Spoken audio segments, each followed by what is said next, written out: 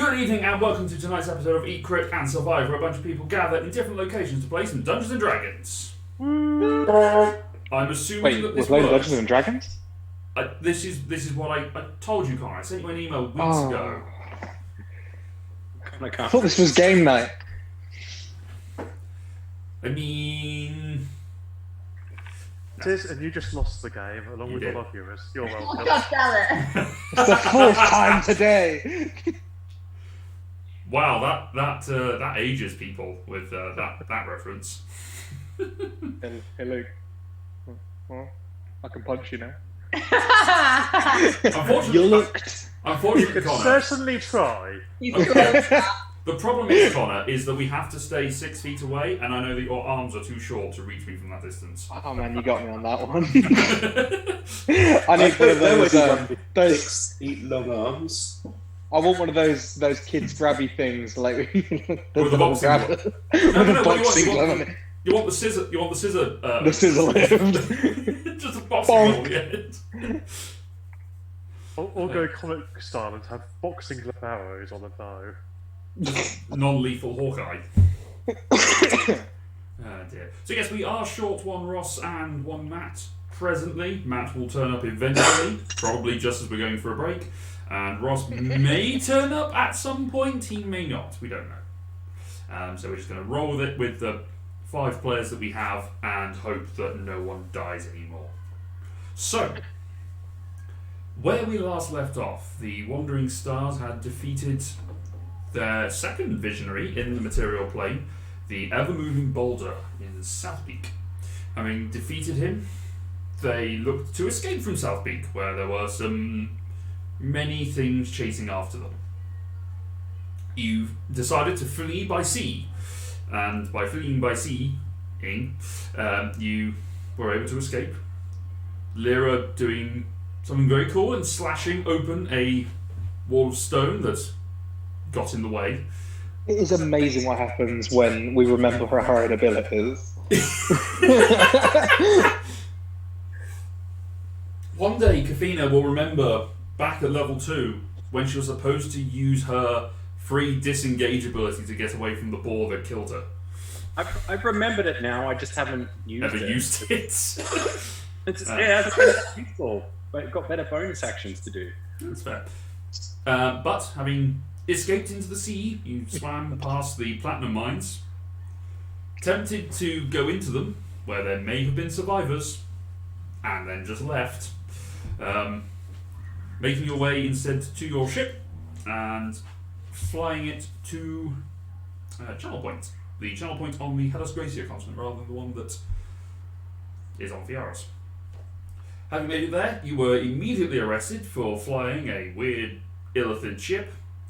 The mayor had a conversation with Kalatar, who they were mildly friendly with. Kalatar was very friendly with his wife. As we found out, cunning linguist that he is. And you returned to your ship, did a bit of reading, did a bit of patchwork, met an old friend of Asha's. Hey. Kane, bless him. Kane again. You were challenged to a duel at dawn, fist fight, and then went to bed. For a while at least. And Then there was some mild murdering that happened, and and some assassins got in and attacked. Mild. Mild. First nap I've had in a long time. Only I was partly murdered, not fully murdered. One of you was fully murdered. As Gafina was slewn by the assassins, Asha and Nuala Slain. was... What? I wasn't going to bring it up! Slewn. Plain. But for now, it will be Sloon. Slude. Right, get it. No, I'm just going to go down to Slewn. It's going in the title. Slewn. Just going Sloon, Slain, and something else. Slayer. Anyway, he was slewn. She was slewn by assassins. Assassins. As were Asha, and well, Asha was nearly killed. That was a scary moment. For I you. mean, I started the fight on 2 HP after, trying to be sloon. They didn't sloon hard enough. They attempted to sloon me and failed. And then I punched him really hard in You the punched face. really hard. You kicked him and kicked his friend in the chest. And just yeeted him through a wall. Don't have any weapons. I am the weapon.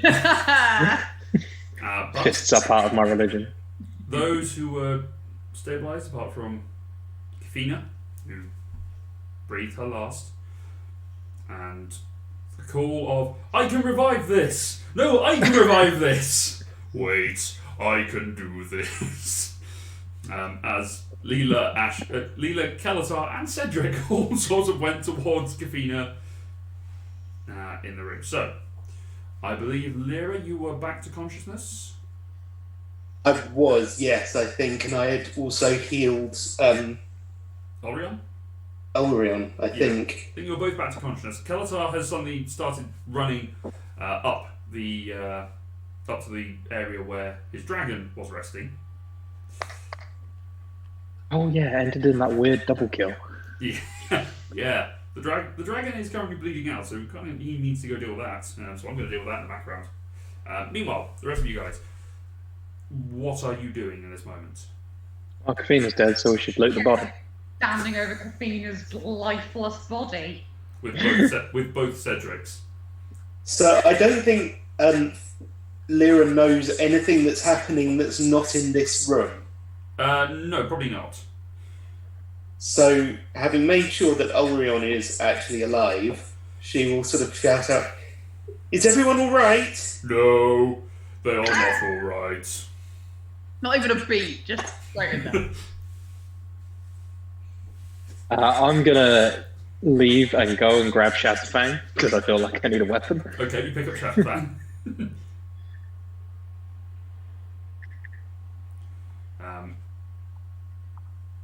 Cruz sort of walks through and looks into your room there and says, well, there was, it looked like the Dow that was in the, in South Peak.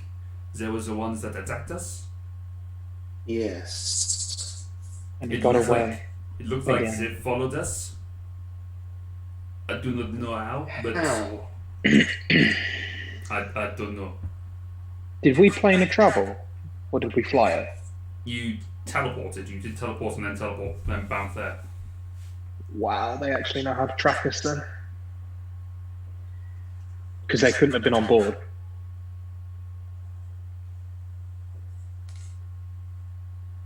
It's like So they knew where we went.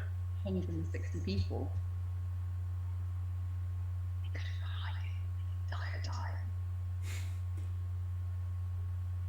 Yeah, but the airship was never near them as such.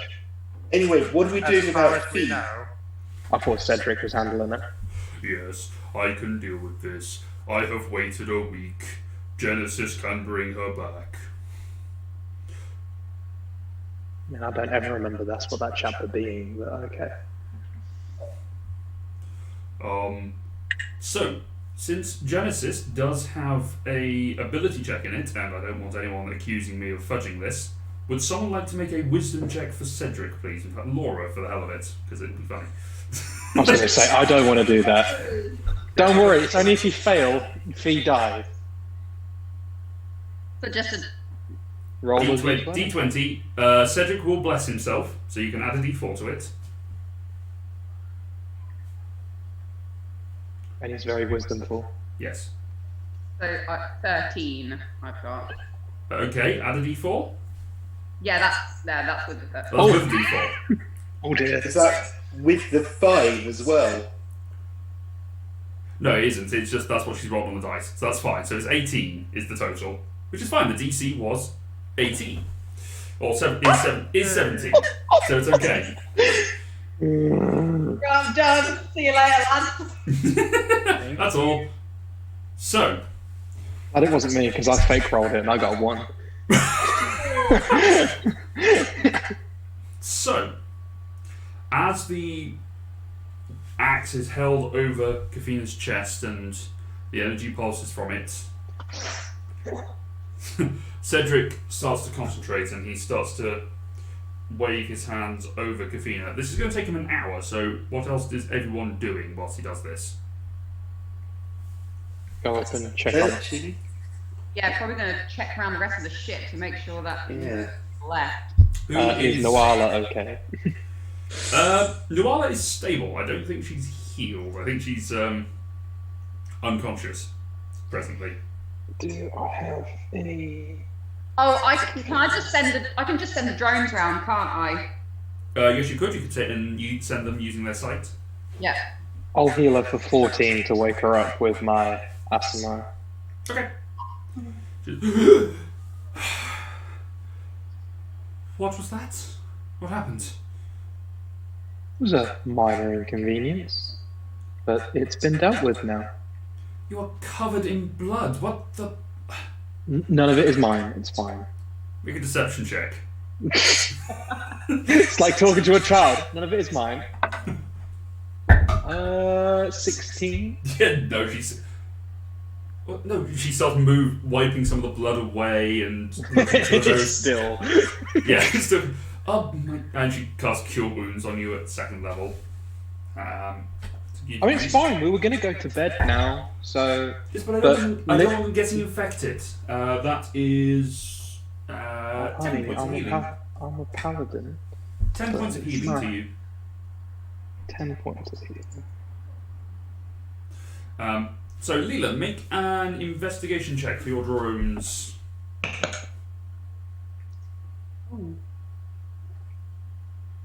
So it's your investigation because you're using the drones and you're sort of commanding them. So it's me. Yeah, that's fine.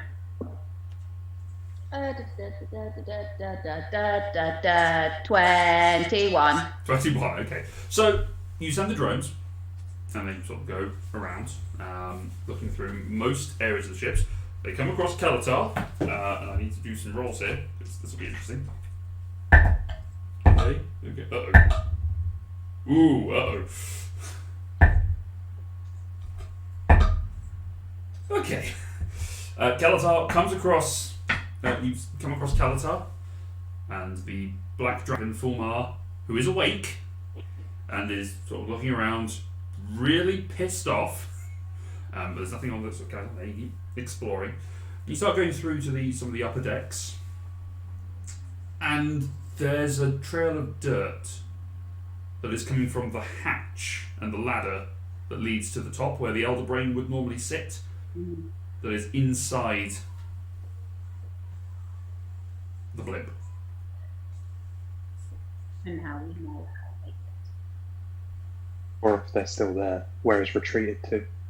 You have found no other person in the ship whilst you're searching. I'll bring the drone back. Back to everyone else and let them know that this is probably how they got in. Actually, one other thing you do notice, as the drone is circling back towards you, there is a 10-foot panel at the back of the ship that is open. Like a doorway in the back of the ship. I don't remember leaving anything like that open. Okay. 10 foot. 10 foot high. 10 foot high and 5 feet wide. So it's enough space for someone to climb in. Okay. And there's a Wow. rope that is dangling. How far away is that at the back of the ship? To the back of the ship, yeah. Okay, well I'll bring the drone back and I'll tell everyone what I found. Probably best not to go and look at that by myself. I don't know, you're probably the healthiest at the moment. Yeah, but still. I'll go with some moral support if you want. I'm reasonably healthy. I've spent a few moments channeling my ki and regaining my breath. I feel ready to accompany you if you want to investigate.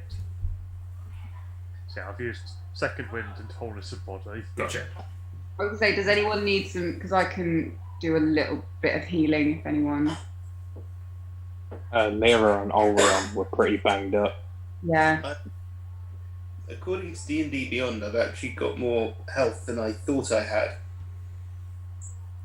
Oh well, then I'm in desperate need. I just didn't want to be greedy. Yeah. I just got 10 hit points. So that means I've got 12 hit points. Okay. I can healing word you third level. Anything is better than what I've got. Oh, that's probably rolled better. 14. 14. It's double my hit.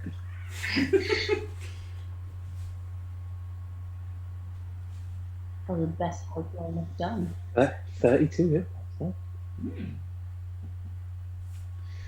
So, shall we go explore? Yes, so I will probably take the panel at the back because that's it's not small, but I know the ins and outs of this ship, so I'll go and discover there. If anyone wants to go and see the top where they might have come in and where they might still be hanging around, that would be great. Thanks. I think we should stick together. No, Lena's already gone. Bye! I go after her. I am faster. Had my alarm off, sorry. Carry on. It's fine. No, that was Leela literally just running and be like, bye! Foundling chases after Leela, Foundling is faster than Leela, so they catch up fairly quickly. Lyra? Leela. No, Lyra. I'm talking to Lyra. Oh. Asking where she's going. Have a look at that trail of dirt leading up towards the blimp. I will be going with Lyra. Okay. So we'll deal with you two because Laura seems to be sorting out her dinner. So you get up to the hatch at the top, and there is a small pile and trail of dirt that sort of wanders through the ship. Does it seem like it's got anything to do with the Dow? It is unusual for it to be up here. Make a nature check. Jesus. Can I do the same, or...? Sure.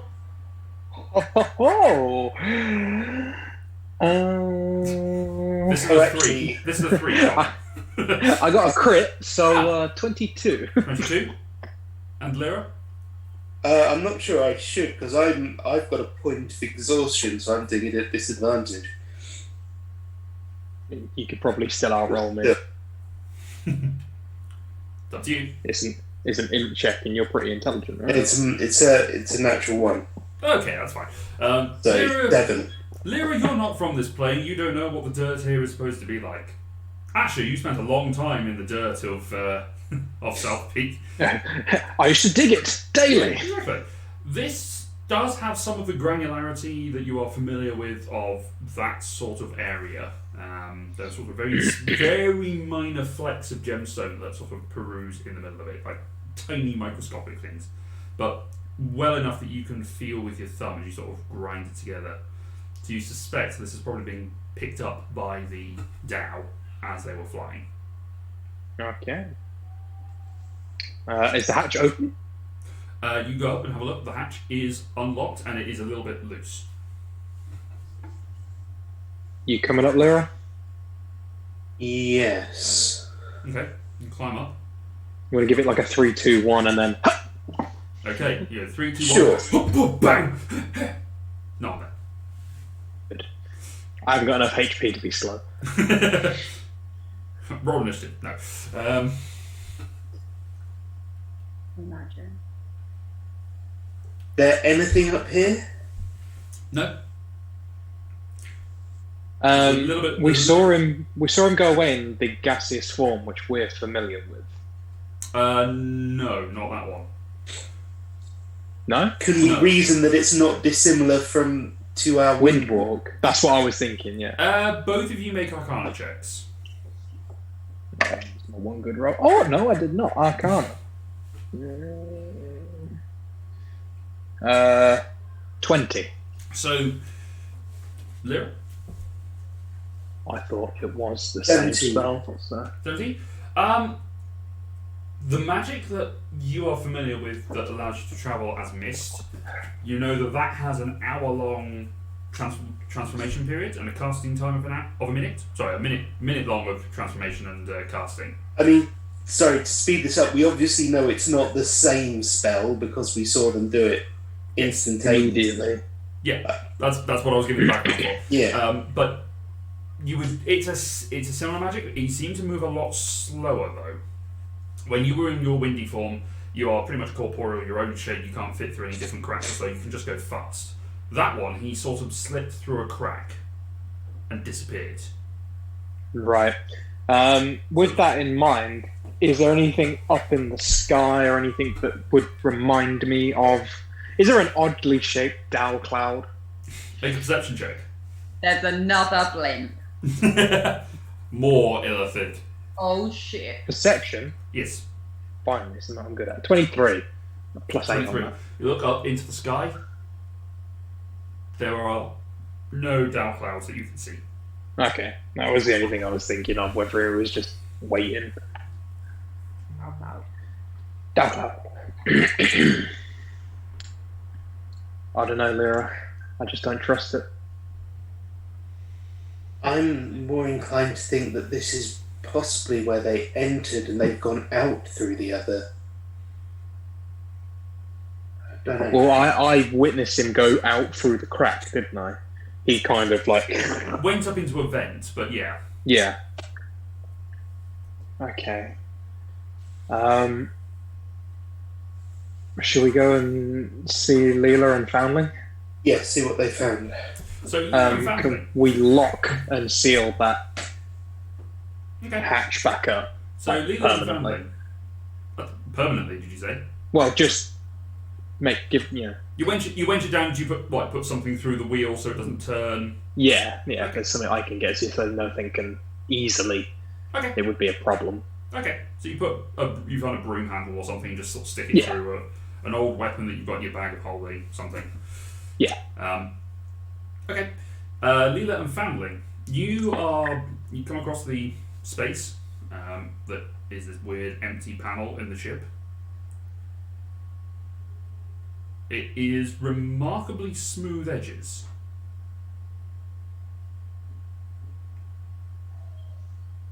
So it's like it's been dissolved rather than removed. Ish. So I would say both of you make intelligence checks. Leela, you can add your proficiency because you are good with metals and such. Okay, Google. Stop. Okay, Google, roll a d20. What we do it? Investigation. Intelligence with your proficiency bonus. Intelligence without proficiency bonus is a 15 for 15, Foundling. okay. 24. Okay. Both of you Well, kind take something like that, Nora. of... Sorry, 25 did you say? 25. Okay. So Foundling, this does not look like it's a natural cut to you. The way that it has come out is kind of reminiscent of cutting... you probably wouldn't... Foundling probably wouldn't think of it in this way. It's more reminiscent of... If it was metal being cut, there would be jags along it. It wouldn't be smooth. For Leela, it's very much reminiscent of a shape being cut out with a cookie cutter in gingerbread. in as much as it's a very smooth cut that has just gone straight through the metal and has just come out, seemingly. But as you both look, there is nothing below it. So it doesn't look like something was cut out and pushed and it just dropped away like a hatch, or that it was cut from the outside and pushed in. It just has Is this gone. or is this on the floor? It's kind of like on a curved surface that is wall and floor-ish that then just pushes out. So it's essentially just a hole. Yeah. Does that lead? Where's the panel? Is it on the inside or the outside? It's on the... Well, it is an exterior panel that goes all the way to the outside. Outside this panel is the outside of the ship. Yes. And a rope that is attached to one side that drops down onto the ground. Right. Oh, there's a rope out going out of the panel. Yes. Oh, we assume this is how they got in, or this was a possible escape, but someone needed to get in here. As you say that, there is a shimmer in the hole, and then the entire metal becomes solid again. Well, okay. Whoever did that, can I learn this, please? That can really help me out. Thanks. God. And you hear a whisper say, "No one will ever believe you." What? That's interesting. We seem to be dealing with some sort of magic. Well, I think you need something to get through the metal like that. That is just, even I'd struggle to do something that precise. Anyway, let's go and find people. We haven't found anyone. Don't think we should look. You are also mildly amused by the fact that as the metal was sort of curling up, the rope that was hanging out seems to just be pulled back in from the outside and is now just curled at your feet. Ah, cool. Just takes it. At least I have manners. Okay, you take it and you forget that it's tied on, and you just boing, untie it. Untie it. You now have rope. Yay! More rope. Every D&D party needs rope. Hey, Jared, we got some rope. Oh, Kathina doesn't know that. In an hour, she will be elated. Don't So- use that spell anymore. Don't even have it on my list. So, yeah. So, When the it's rest- something But ever that's how, stopped you but that's from how not we're going to being on the persuade you to come back from the afterlife.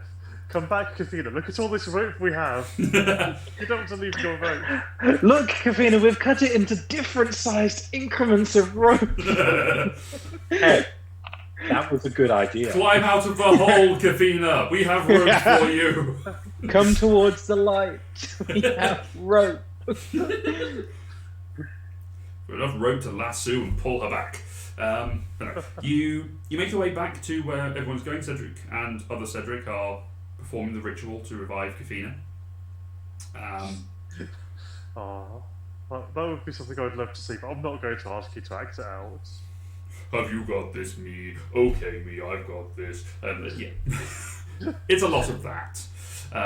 But you, Ritualistic mushrooms. yeah. So you return to where everyone is. Kalazar is off with the dragon. Cruz is just sort of standing around doing some investigation of the bodies of the assassins.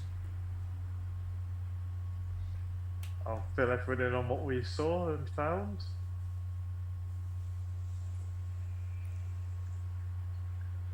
Yeah, seems to be that they've come and gone as quickly as they came. It's interesting that they came through an outside panel. You'd have presumed if they could have opened a portal or something wherever they wished to, if they were travelling like Dimension Door, they'd have arrived inside the ship. So maybe they can only do this on the exterior skin.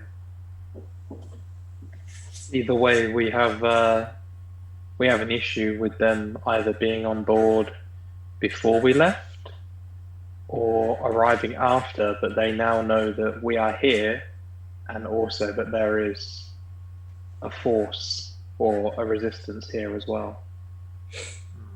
Well, we can always go elsewhere. These people cannot. Yes.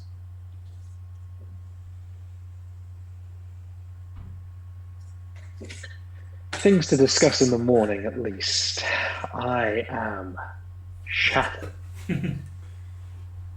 Before we go to bed, I will go and find Ulrion Mhm. and say to him, do you have any idea how they could have found us? Well, one thought did come to mind that if the Dow followed through the land and could just followed us whilst we were swimming.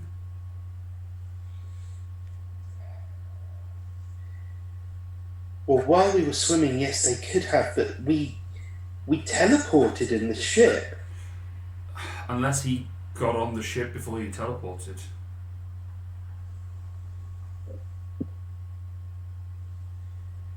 And how did the others get to us? I don't know. I can only assume that they were Ganassi and Tiefling, weren't they? They were. The only way I could assume is if he got in touch with someone else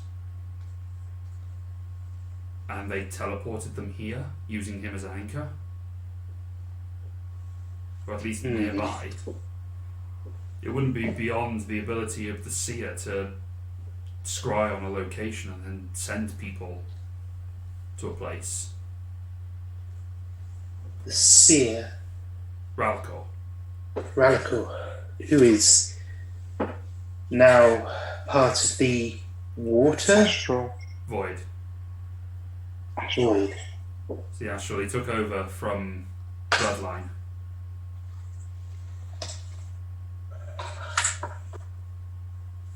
So that Storm Giant took over from him in the water plane. Yes.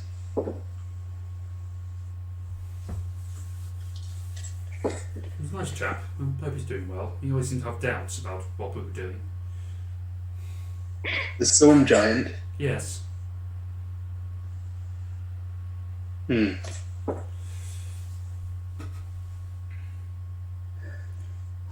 But there's enough mages and ways of transporting multiple people to places, so if they could just send them through a land or through a tree or something, I don't know. The map, I'm the walker, but I'm not necessarily too au fait with different teleportation magics. I only use plane shift and others.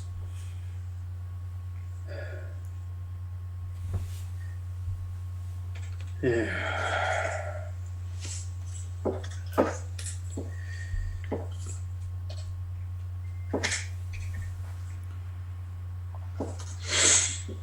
All right.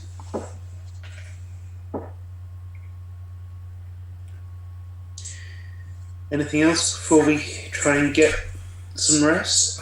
I'd like to see if Kathina is restored. Well, yes, that would be good.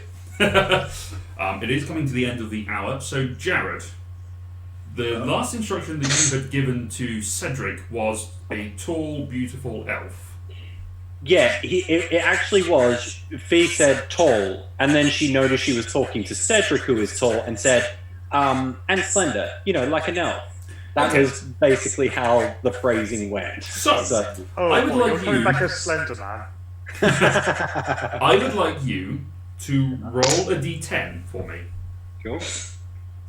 and then to confirm or deny whether or not Kafina would want to come back as a different gender, because that is also a valid choice with reincarnate. Fair, but I'm going to say that wasn't something she'd planned. That's fine. That's fine. It's just it's available. Doors. A 4. No, 2, sorry. A 2. Okay. So Cedric concentrates and thinks tall, like an elf. And just starts to grow the body and the form. She starts going green. It's not good. Doesn't go green, but it does. Kafina does elongate, which tears all of her clothing, and sort of pushes through. Oh, hi Ross, who's paying attention and watching. Yeah, it's a little echoey. I don't know what I can do about that. Just can turn this down a little bit. Maybe, I don't know. But as the body elongates and grows into the various proportions, there is a slight tearing of the straps of the Mizium apparatus because they are built. Wasn't wearing it. She was asleep. stabbed You're in right. the sleep. You're right. Yeah. Yeah, you're right. No, she wouldn't have been wearing it while she was sleeping. The form does grow. The ears elongate, become pointed. The features become a lot sharper. And the skin turns dusky. The dreadlocks turn white. I knew it. And you You're drow. blink awake taking that first breath, and you look at your hands. The fingers are longer, much more slender. And you can see, there's no light in here, but you can see. You can't see colours, but you can see Who do I see around me? both Cedrics Yeah. and everyone else. Hi. This makes things interesting. Holy shit! What's going on? Still kind of woozy and kind Cedric of like, has brought you back. ah. Leela knows the feeling of waking up with no clothes, so she runs to get clothes.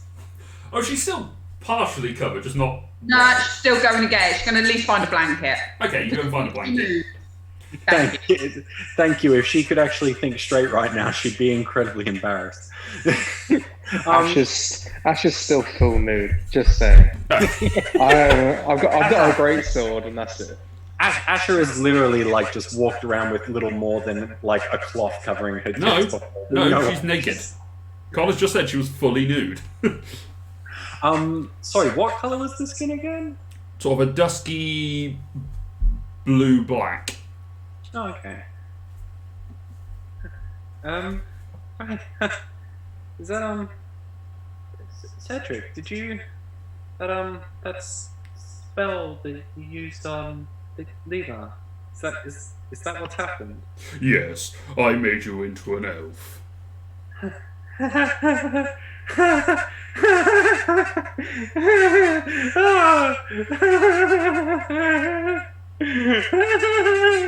Wow! Thank you. So I die. Yes, that did happen. Right. Okay. Thank you. This is.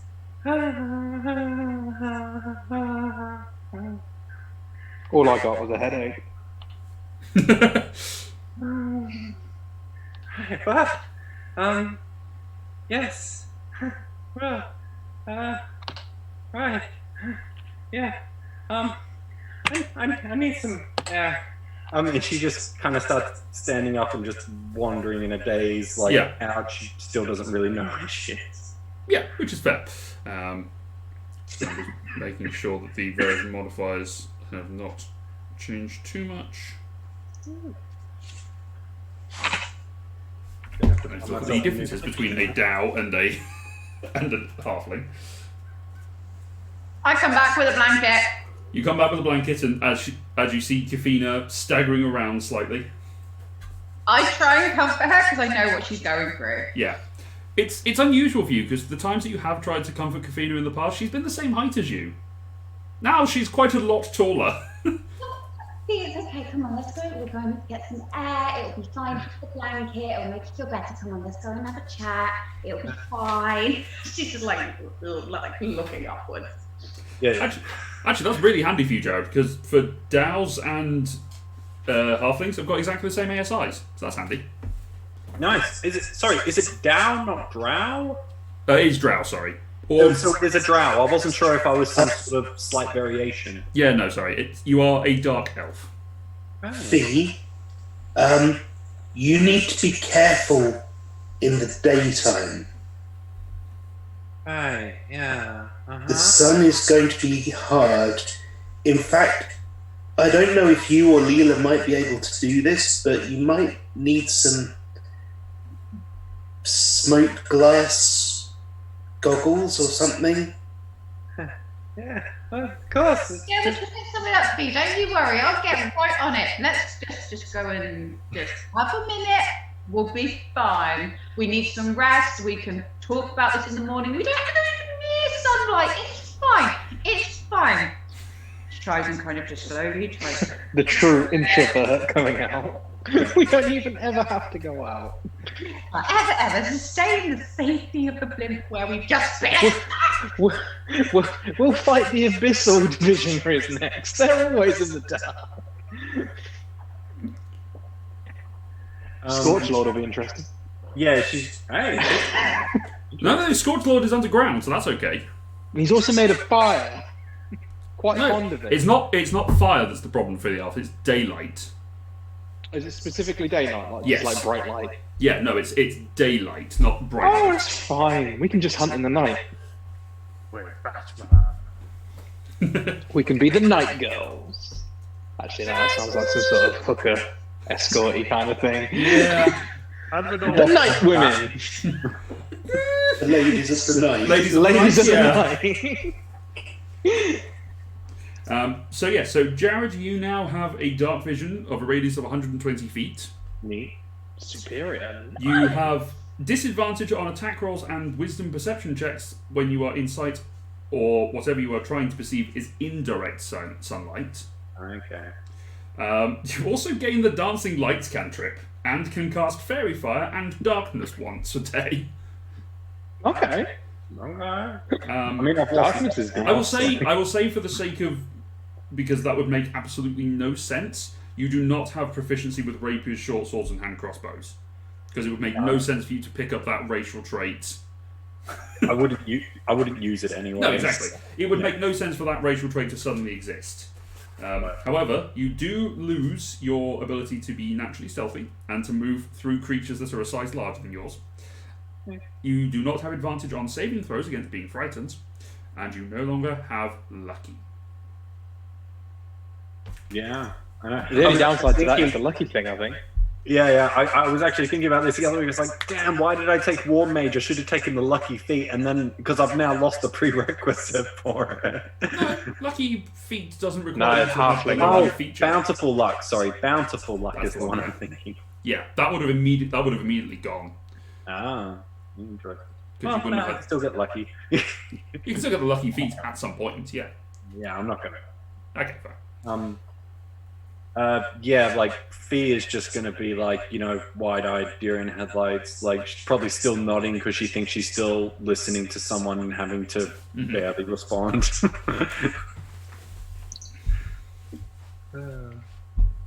Cool.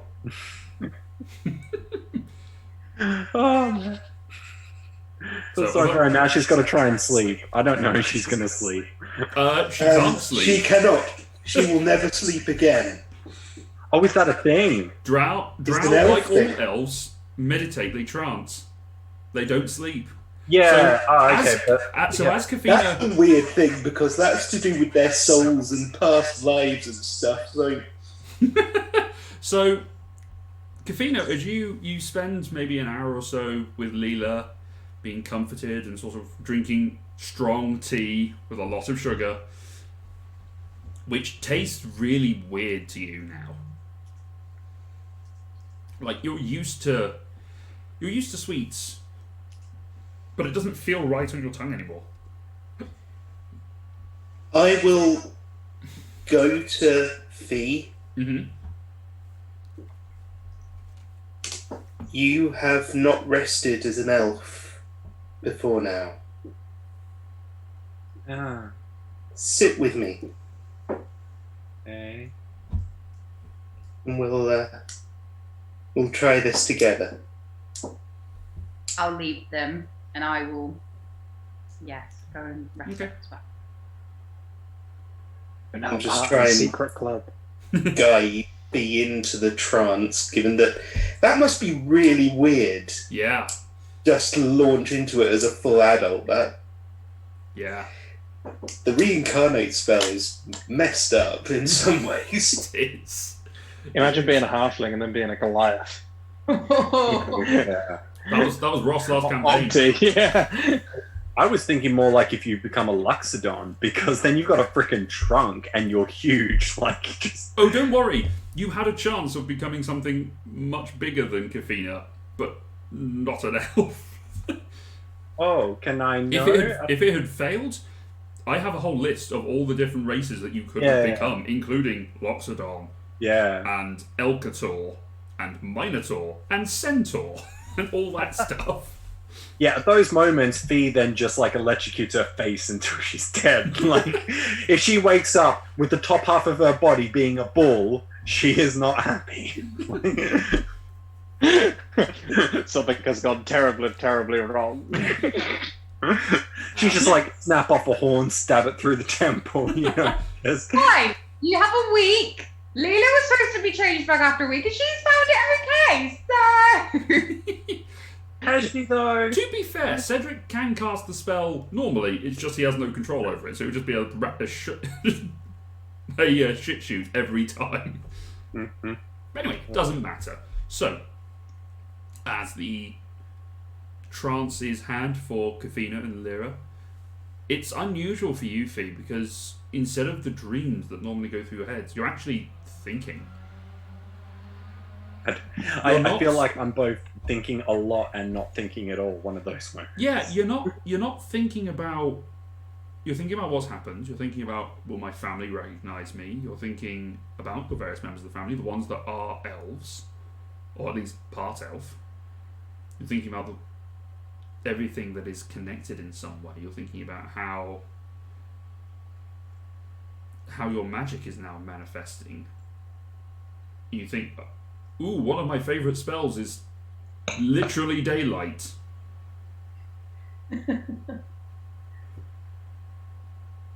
I don't think I've ever cast it, but yeah. Sunbeam. Sunbeam. Go with Oh, of course, Sunbeam, yes. That is a very good... Wait, so yeah, would I literally burn my hand trying to use that attack? It doesn't burn you. It gives you disadvantage on perception. Yeah. Stuff. It's Yeah, very but hard it's to hit a gonna target take that you it. can't see. So It's it's, gonna be not as bad as the... What was it, Knowles or something had it really rough with sunlight? I think... Vampires. tend No, to we have were it fighting pretty them bad. and stuff. It's who we cleared up the contrivance, remember? We fought them off, and the Orb of Daylight actually did a good job. Oh, those were kobolds. Kobolds, yeah. Oh yeah, that's because I play football with a Daedric globe. Just drop and punt it at them. It's still a problem for Kafina to have that sort of light as well. Thinking back to the kobolds, that sort of daylight, and thinking back to Vesset as well, having that sort of daylight is an issue. But there are ways around it. You're sure there are things you can do to resolve this problem. There's mechanical ways you could do this. There's all sorts of things. Your mind starts wandering to the mechanical side and the things that you could build now, because now you don't have the tiny little dexterous halfling fingers. You now have the longer but equally delicate elf fingers. That's going to be interesting. I could build so much with this. And then your mind goes to the Mysium apparatus. Yeah, that's going to be made for a small body. That needs adjustment. That's gonna take a while to fit you properly. So that is unwearable until you spend some time fixing it, because it is, unlike other magical items that attune and adjust with your size, that one can't because it's mechanically made. Yeah, I know that. Yeah. So something to consider. It's like we're here for a while. Well, or a workshop. Back to Elfheim. No. But something tells me, like, our characters might start to want to sleep somewhere, more protected at night. Almost like I built a fortress for this reason. Yeah, exactly. For paranoia. Yeah. Because Asha has paranoia. So, with the rest taken, everyone is back to full hit points. Long rest taken. Thank God. I have updated your reincarnated sheet, Jared, to I'm be a looking Dow. at currently. Drow, even. I keep saying Dow. I'm still counted as dead though, so I'm just gonna fix that. Yeah. It's never good when you see recover 236 hit points. You're like, yes, please. Yes, all of them. Better than don't recover 236 hit points. Also good. Yeah. But yes. I keep saying Dow because I've got this just sort of sat in my peripheral vision, just little Dow mini just sort of there. I'm gonna put him over there. So Every time you say Dow, I'm just thinking to all the furniture I've built that's like bought from IKEA or whatever, and they got those little wood dowels. No, Dowels, down yeah. on. but Well, that's a baby a dowel, or possibly it's what you get. Yeah. So if you cross a dowel with an owl.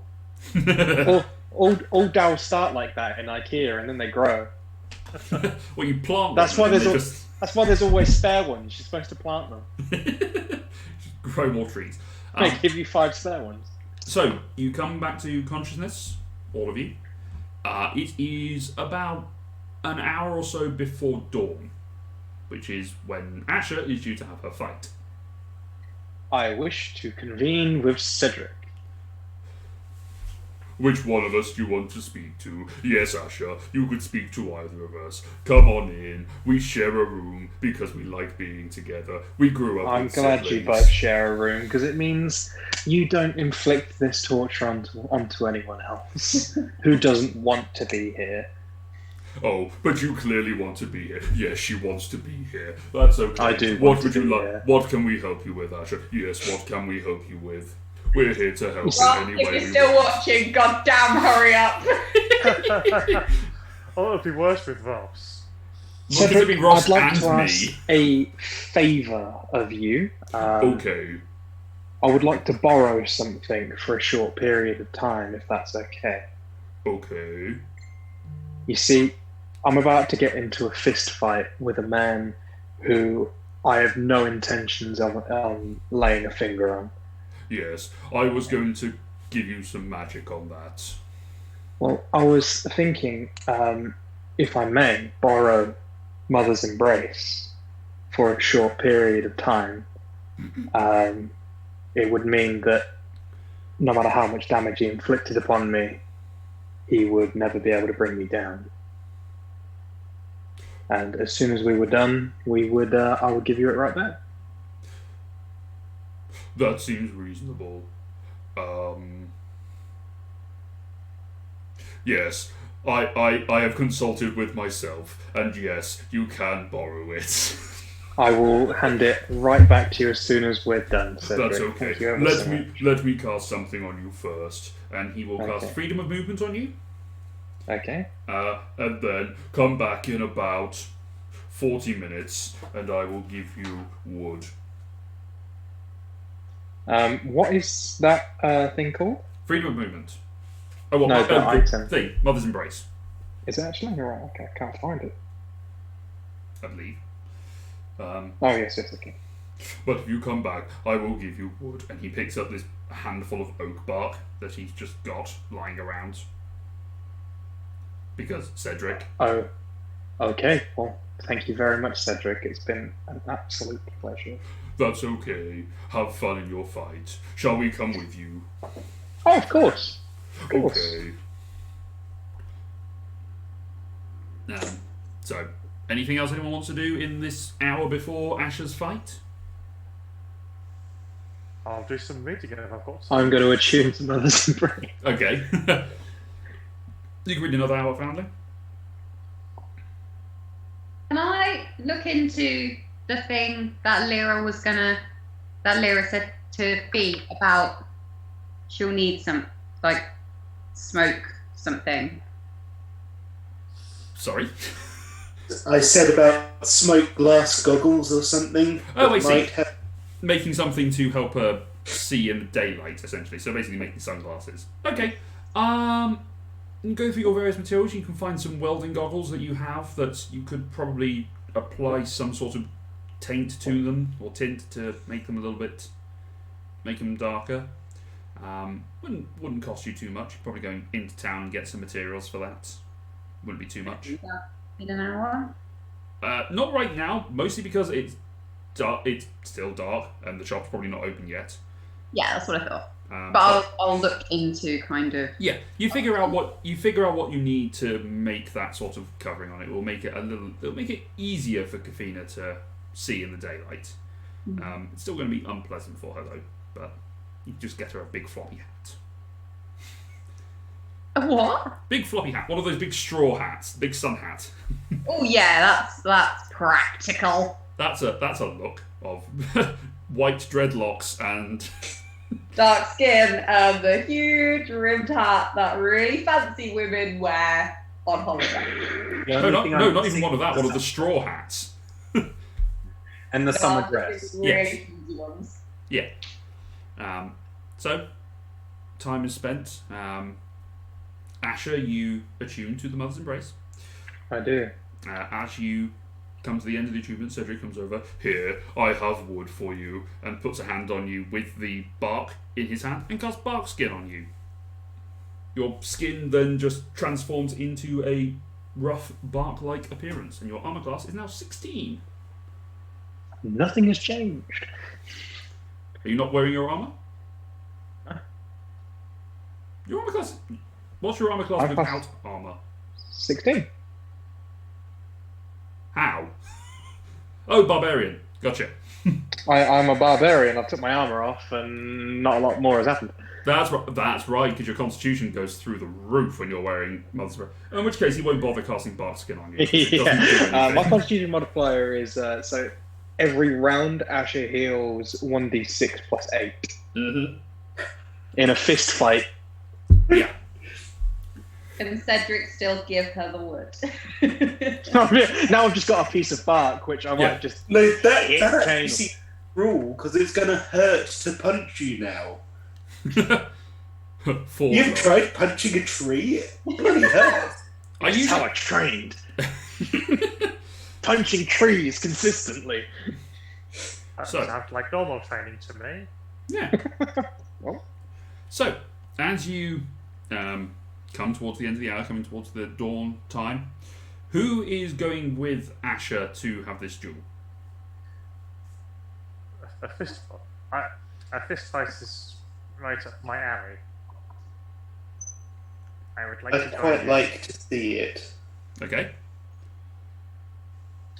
Fee's just going to stay in her room, actually. She Okay. still wants a bit of time by herself. If we will step back, I'll say Cedric. Dawn Cedric doesn't will- sound as good to you, no? What was that? Dawn doesn't sound as appealing to you anymore. Welcome to You Eat, picked Christmas, Survive. the Not worst Eternal time of Party. day where the sun is like always at eye level. Calatar and Cruz will come along. Yeah, just for clarification, I missed last week. So is this Asher in a one-on-one, or is it just anybody that wants to join in? It's Asher on a one-on-one.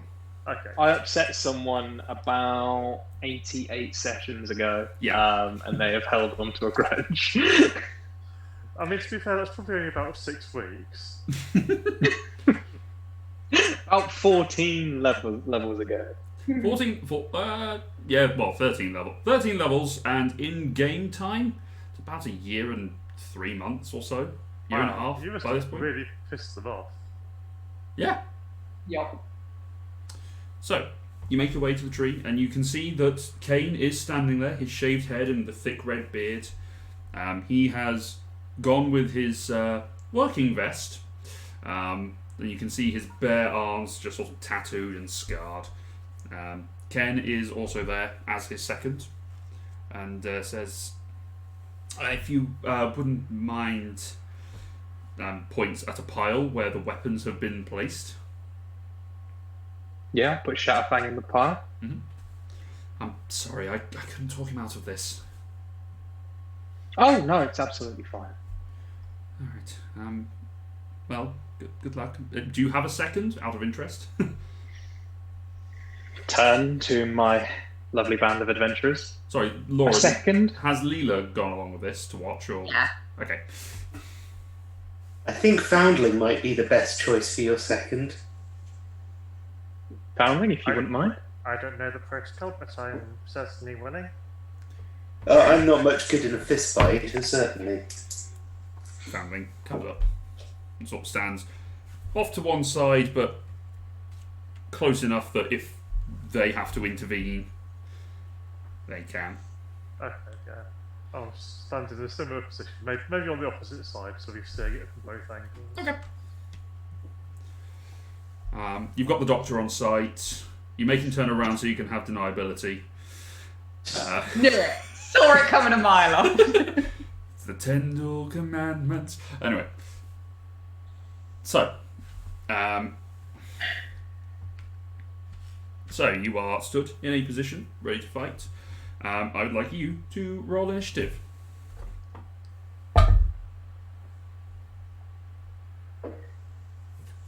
What did you roll? 4.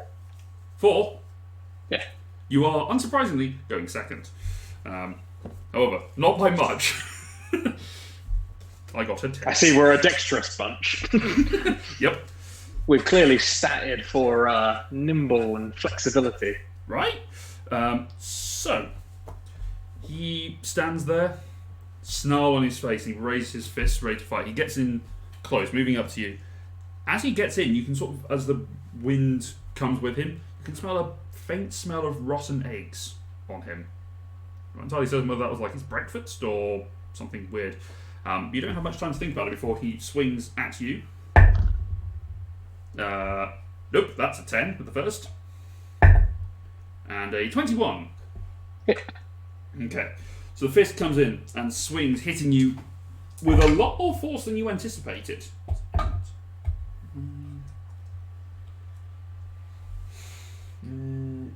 Yeah.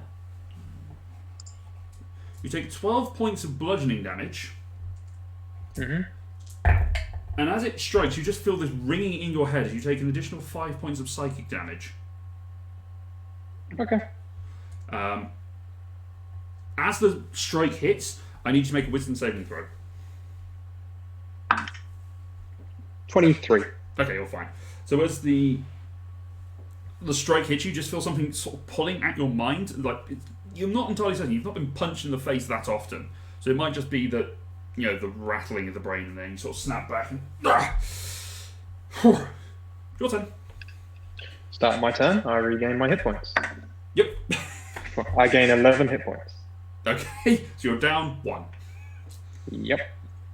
Well, a bit more psychic, but yeah. I bonus action cast Sanctuary on myself Okay. and just stand Okay. and wait. His turn. So he goes for wisdom saving throw. That is an 18. Mine is a 16. So yeah. So Does that break that now, yeah. or does it continue? Double check. I've never actually cast this before. Fact cast on you at really inappropriate times. What are you looking at? I don't know, it wasn't an appropriate time to cast it. It was inappropriate to sit there going, Sanctuary! What are you looking for? Because I've got it open. Sanctuary. If it makes an attacks. No, it continues. Oh, okay. Yeah, in which case it's fine. So just punch you in the face. So the attack is a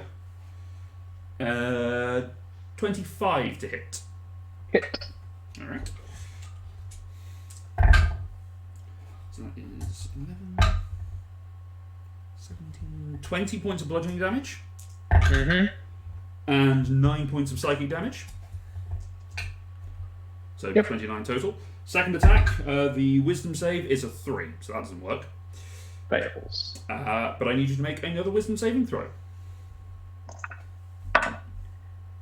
So 19 on the dice. Okay, you're fine. So again, you feel that as the strike hits you, you feel something just pulling away at you. Are you going for the strategy from that Simpsons episode where Homer became a boxer? You're just going to wait for him to punch himself into exhaustion? Your turn. I'll give him a few more and just say, I'm not going to hurt you, Kane. We've done this once before. Okay, wisdom save. 8. Second one, a 12. Fail. Okay, wisdom saving throw.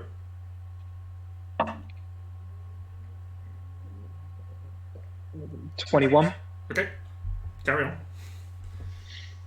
So as he goes for the punch, this time goes for a straight cross across your jaw, and the arm goes limp. He sort of looks at it, then brings up the other one with like an elbow strike to just try and catch him under the chin, and sort of the arm just sort of flops out onto your shoulder. I'm willing to stand here all day, Kane. And believe me, I can. Wisdom save. Nope. I gain 14 hit points back. Okay, so that's a minute. That is a natural 20, so that the second strike does go through to hit you with a 22 to hit. Yep. Okay. Yeah, dice. 10 and 8, 18, 21 points of bludgeoning damage and 7 psychic. And another wisdom save, please. 24. Fine. I have stacked wisdom, man. It's like plus 14. Jesus Christ. Okay. That's the end. Wisdom's my primary stat. I'm proficient. Is that not your charisma? Or is wisdom a Wisdom and charisma. Damn, boy. Okay, fine. Yeah. I have plus 13 and plus 15 respectively. Jesus. Your turn. Because of my auras. I will. Oh, that's max. So you have 15 points back. 15 on a d6 plus 8. One less. 14. 14, yeah. There you go. That I will give you one more chance. Just one.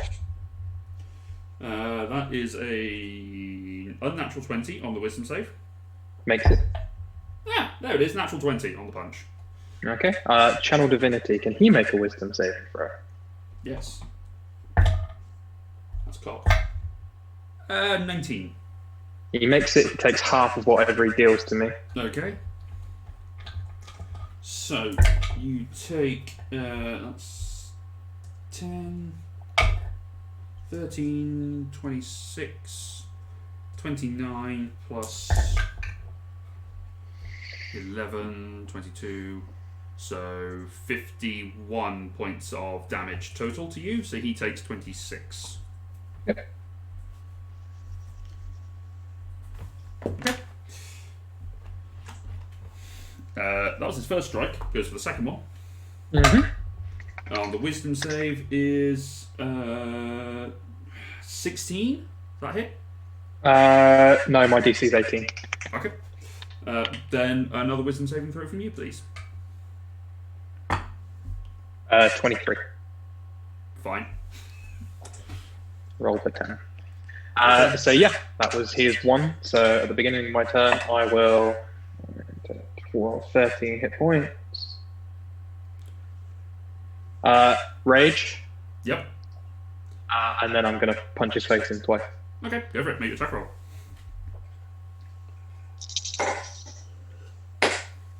Uh, 28. Hit. Are we rolling a d4 or are we just doing strength? No, it isn't. It's just straight. You Just have- strength. Yeah, it's One one plus your strength strength. modifier. So 9 and my d8 for divine, Okay. because I get that natively Yeah. now. 12 points of damage on the first strike. 12 points of damage on the first strike. Okay. And a 29 on the second strike. Okay. Hits. So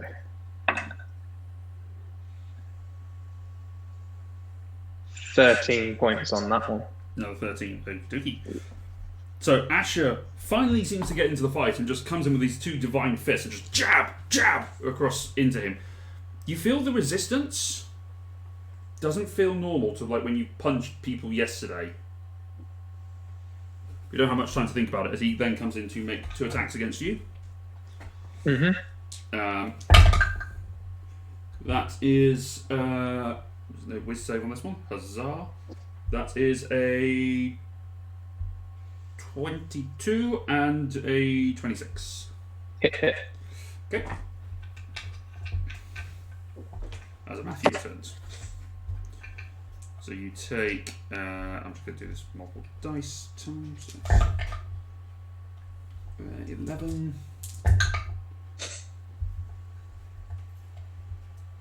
25, 30, 38 points of bludgeoning damage reduced down to 19. And 19 points of psychic damage. Yep. And a wisdom saving throw. 30. Okay. Never mind. It's your turn. Okay. That is a crit, so I am going to smite at the 3rd level on that. Mm-hmm. Welcome to the room. Yeah. Let me get my trusty calculator out.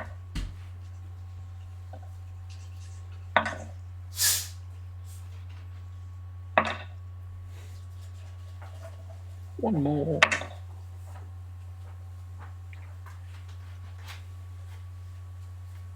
$35 points of damage. Jesus. Okay. Oh no, shit! That was a crit, wasn't it? So doubled. 70. Oh, Minus the modifiers. strength mod. So you don't add the strength modifier on. Or the So I rolled rage 20. I rolled modifier. 28 on the smites, and Okay. then add mine. So 28. 56, 56, then plus the 7. 63. Okay. Then I'll hit him again. Okay. For a 26. The hit. I will throw another third level in.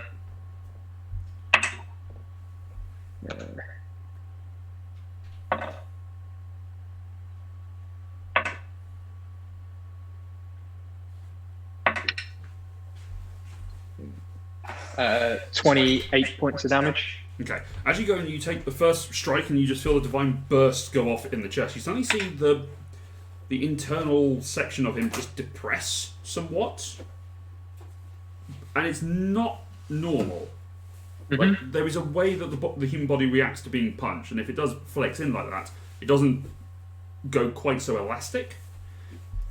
As you come with the second, you take the strike, the physical form vanishes completely. And it just gets sucked down into a crack in the ground. And there was a voice that says, "Wait. We have been sent by the Faceless Lord. The Oozing Hunger.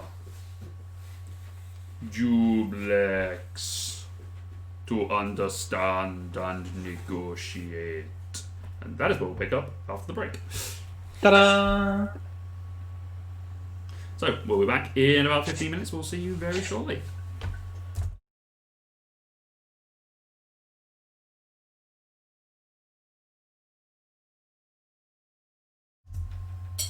And we are back, probably. I don't know, maybe. Are we? I don't know. Twitch, pick up, tell me. Tell me, are we back? Twitch. No. Twitch says. Oh, hey guys. Oh, hey Connor. You've been awful quiet for the last 10 minutes. There we go, we're back. Hi Ross. Yay! Always good to know that we've got one viewer. We've got one viewer. Unfortunately, he should be here playing. Damn you! Yeah. What are you doing watching, Ross, when you could actually be playing?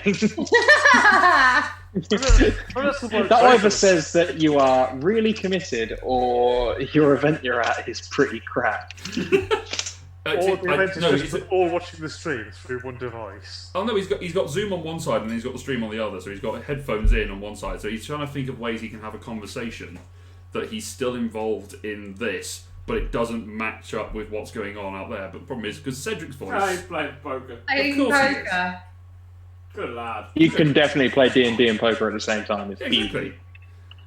You just sit there just being Cedric. I have a 6.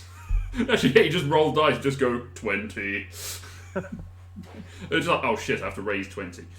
But anyway, so, yes, so as that voice arises from the crack, a large red gelatinous thing floats out of the crack and just sits on the grass. Ken looks at me. What? Everything is fine. As a tendril reaches out from this ooze and extends out, just forming this tall human male, not Kane, but a different one, that just sort of stands there and interlaces the fingers. Sort of dark skin, bald head. Sort of a slash through one of his eyebrows, and just stands there looking. And you can see behind in the ooze there is a series of what look to be like white skulls that just sort of float in and out towards the consciousness of the surface of this thing. We have been sent here by the Faceless One, by Jublex, to negotiate. Please. Tell us what you have to say. Do I know who Jubilex is? Yes, you do. Jubilex is the other being that lives on the same part of, or same level of the abyss as Zuktmoy, the queen of rot and decay. You have no So we have a- fucking idea. We have a possible alliance to make. Potentially.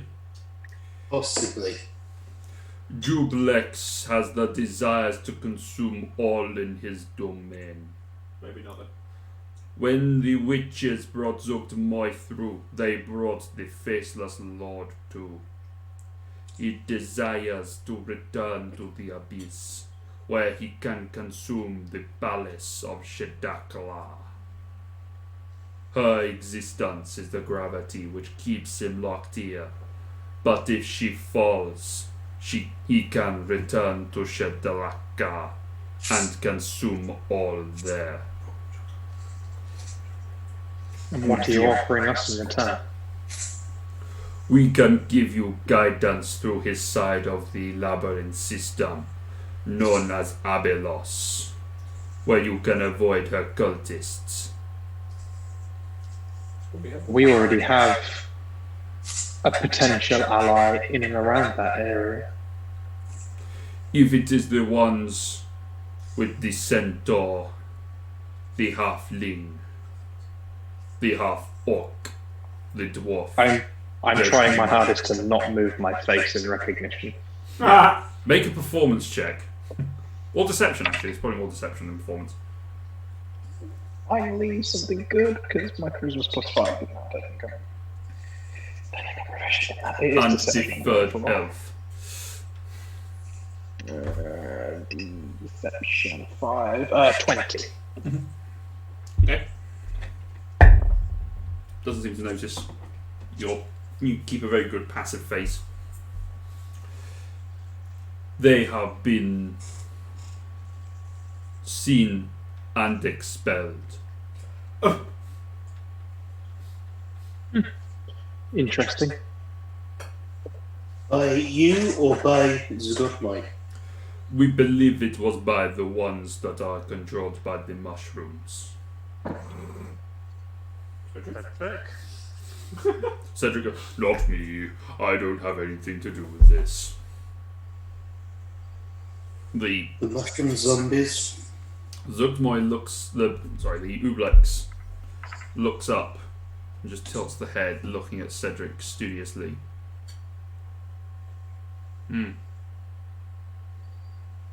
So, do we have an accord? Can I try an insight check to see if this is a genuine offer?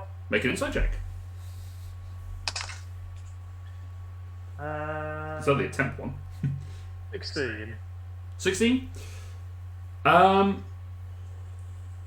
what you can read, this creature does seem to be genuine in what it is offering. It's a bit difficult to read when it obviously has no facial expressions of its own. It seems to be creating this simulacrum as a mouthpiece. So it doesn't necessarily mean that it is... It may... Yeah, from what it understands, as far as you can tell, it is being truthful.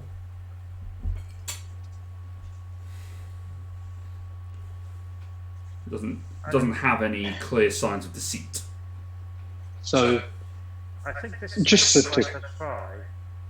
I just want to clarify that you want us to go and unseat Zuktmoy and kill her. Yes. And in turn for doing that deed, you will only give us guidance and free passage towards her. That is correct. The alternative is if you try to go to her, you have to go through her followers, and that would not necessarily end well. If you know a route to her, why have you not attempted to kill her yourselves?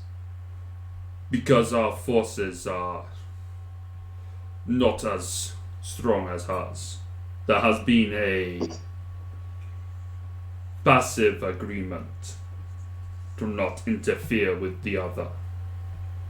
However, now that we are out of our plane of Shatakla, we have no such agreement. We only wish to return.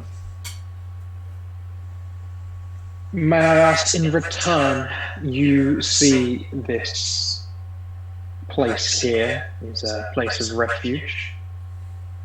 In return, I would ask that your forces, or whatever allies you have here, leave.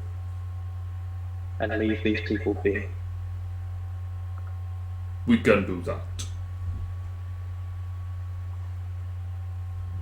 What does everyone else think? Sorry, both you said something at the same time, Connor? I just said, what does everyone else think? And I think Tom was going to add something.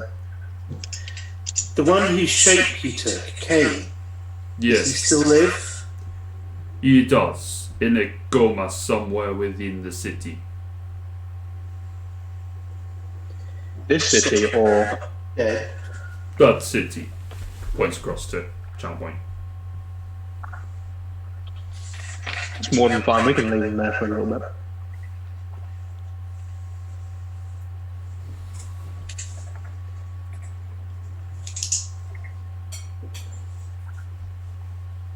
Do we have an accord? Is there a time frame? We would be considerate of any time frame you have. Though I understand you are under some sort of pressure. We are just exploring our avenues at the moment and trying to formulate the best way to attack this.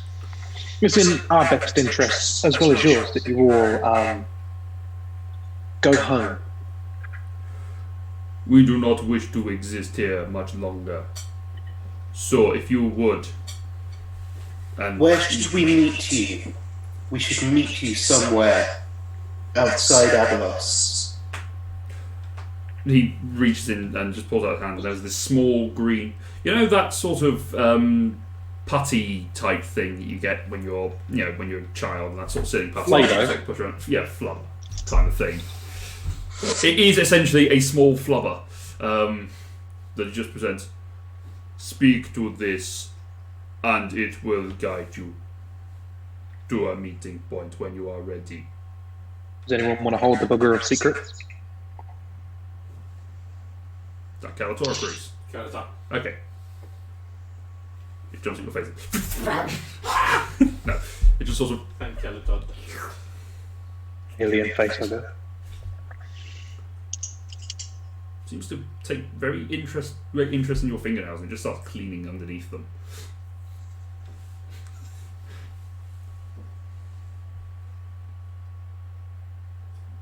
We have a deal. I shall tell the faceless lord. How much Farewell, did you and just. kick us out here? Sorry? Too late. No, you were saying it as he was moving, so I just didn't hear what it was because I was making a Oh. noise. How did you know to seek us out here? We have been listening to the communications of the god. We overheard that you were here, and you have been ones who have caused great disconcertation to the god. We're getting a name for us, guys. I thought we had a name. If that is all, we shall retreat now.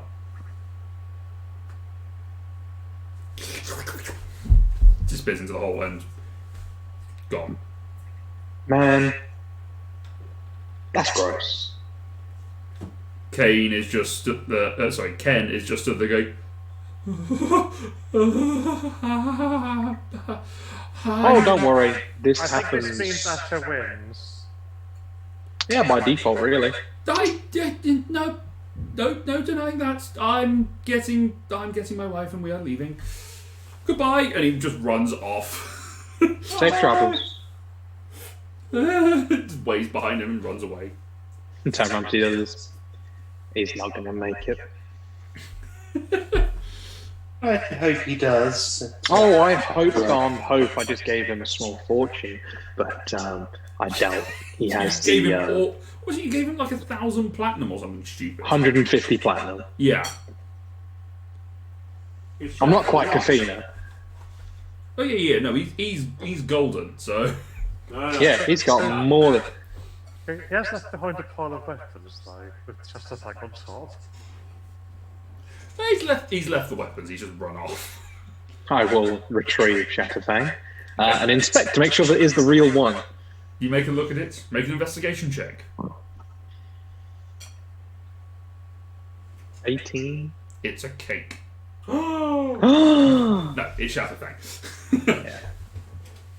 God, can you imagine making Shatterfang cake? That'd be impressive. Cake Fang. Cake Fang. Shatter cake. Shattered icing. Laura, that's a new challenge. Get your sister on it. D&D cakes. With our powers combined. We need like little character icon cookies. So Asha's is the Shadowfang sword, and like yeah. We should all have a cookie, and the size should be HP dependent on how big they are. So you've got a pizza cookie. Kafina has just- those Millie cookie cakes. Kafina has just got one of the mini Maynard's cookies, just like one of the really tiny ones. Snack bites. Like an ice gem or that sort of thing. Oh man, I haven't had ice gems in years. Anyway, so what are you guys doing? I'm intrigued by this flubber thing. It sits in your hand and just a very small ooze. I continue to heal until I am back up to full. You heal back up to full. I love would this like item. to try and contact the Legion of Storms again. Yeah. See what happened when they attempted Abelos. Make sure they're still alive and stuff. Yeah, that's what I was probing for, to see if they died or not. Also, might take the opportunity to see if I can find some potions here, maybe. He's got that face of, I've got a lot of potions. No, that's the face of like, I don't think you're gonna find potions. Every time we pass, they're like, oh, it's a war. Everyone's taking the potions. Like, Well, this place is. Can't wait for Luke to call you a dick.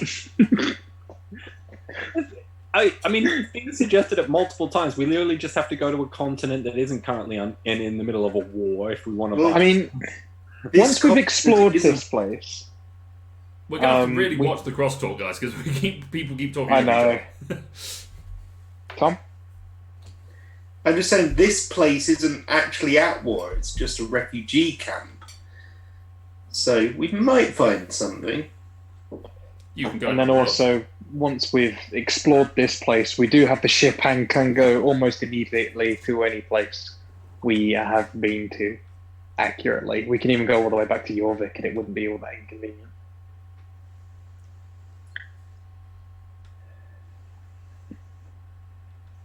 So what are you doing? I will aid Lyra in her search for useful items. I assume Kafina, Leela, you're going with to get your ingredients for sunglasses. For Kafina, because she's a drow now. Yeah, yes, of course. So I don't really do items, so I'll go back to the ship and check on Kafina. okay, you go back and check in on Kafina.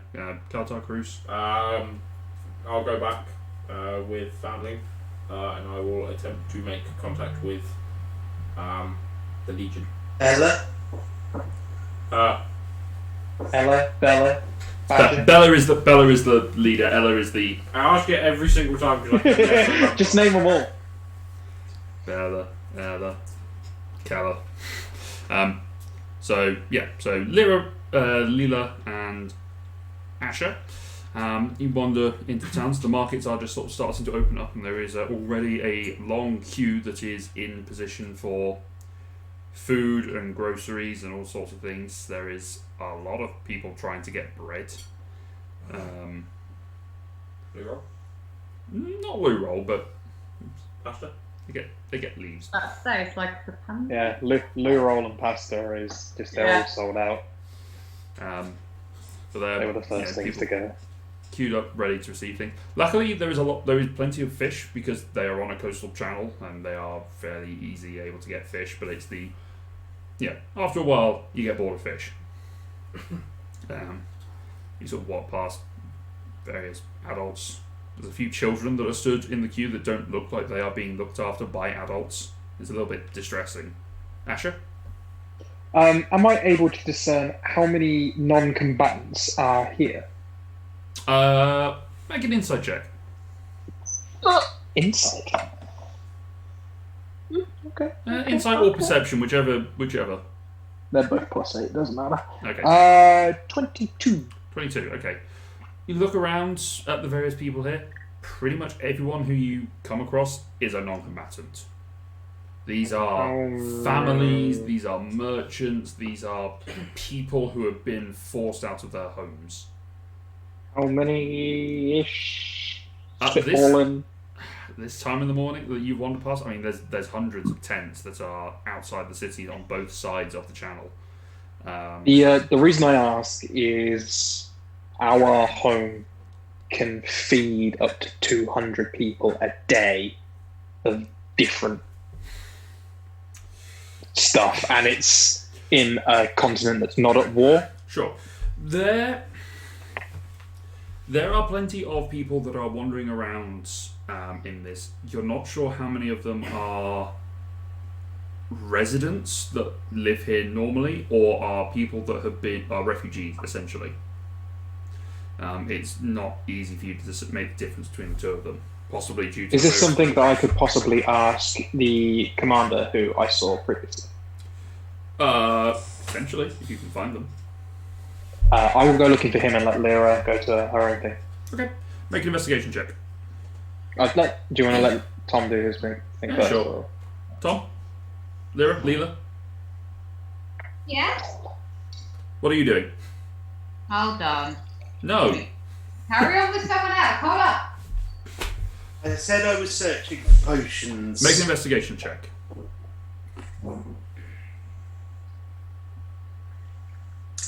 24. 24, okay. You go around, you manage to find an apothecary, which seems to be the best place for you to pick up this sort of thing. You wander in, there is a wizened gnome who's just sort of sat there, just pestle and mortar, just grinding away, and he looks up to you and goes, those who want a little tonic. A little tonic. Perhaps. Oh, God. Male, female? Male, he. He. Try not to get creeped out by this guy. I was wondering if you have any potions for healing or anything interesting in stock. All the potions of healing I have are here. And he sort of steps down off the stool and sort of disappears off, and then comes back with a chest, just opens it up, and there are 12 vials.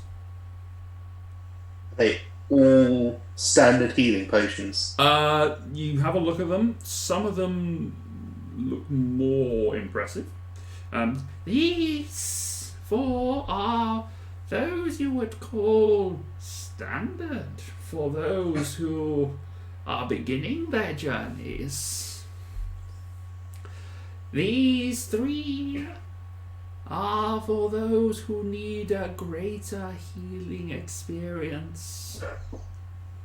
And this is superior in every way. So was that 4, 3, and 1? Yes. Yeah. I thought you said there were 12 vials. There are 12 vials, yes, but only those 8 are healing potions. What are the other 4? The other 4. This. Please. It's a urine sample for the doctors. This is oil of lubrication. It's when applied to a body that has been petrified. Collar's out. Within the last minute will be restored. Right. As is this one. These two. Can we recruit this guy? No, please can we not? Please, I love him so much. These two allow you to read the minds of someone nearby. As if you can detect their thoughts. Am I the only one in the shop, or did Leela come in with me? Leela probably came in and then left. Right. And what are the prices of any or all of these potions? For all of the potions, I could give you a price of... Stop. Right. Gets an abacus out and just start doing little calculations. $1 million yen. A lock of your hair. Oh God, it's a hag. Exactly. 3,000 gold pieces. And your firstborn child.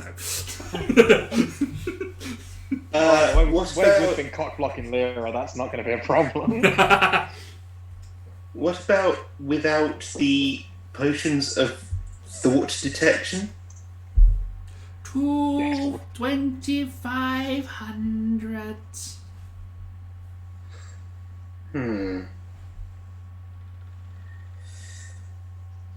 We're not exactly strapped for cash. I personally am not strapped, but slightly. I've only got a meager $5,000. Really good. Personally, I have less than 4,000. I'm not even sure how much I just gave Ken. It didn't matter.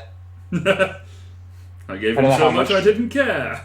I don't know how much 150 platinum is, but So, 1,500. 1,500 gold. oh yeah. Change.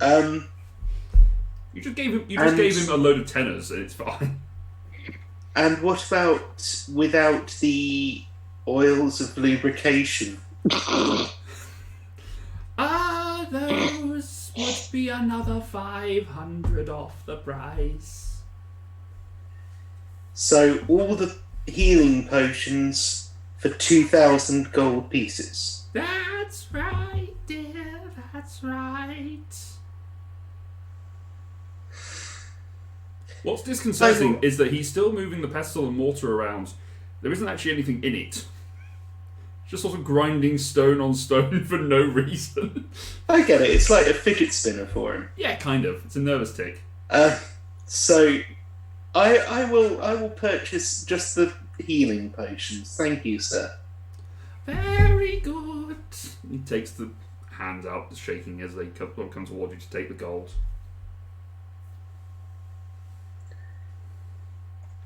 So minus 100 platinum and 1,000 gold from my currency. He takes the coin, pushes the potions towards you. Take great care. Thank you. I will.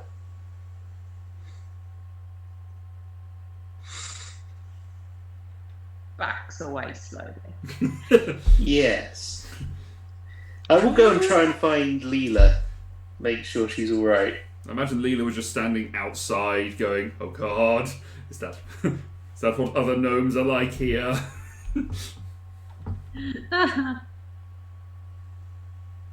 Would she have not? She would have waited. Yeah, just outside. Did you get what you needed? Is all okay? Yeah. Okay, let's quickly walk away. Thank you. Well, got some healing potions. Good. Now I've got to find things that will help Fee. Where can I find things that will help Fee?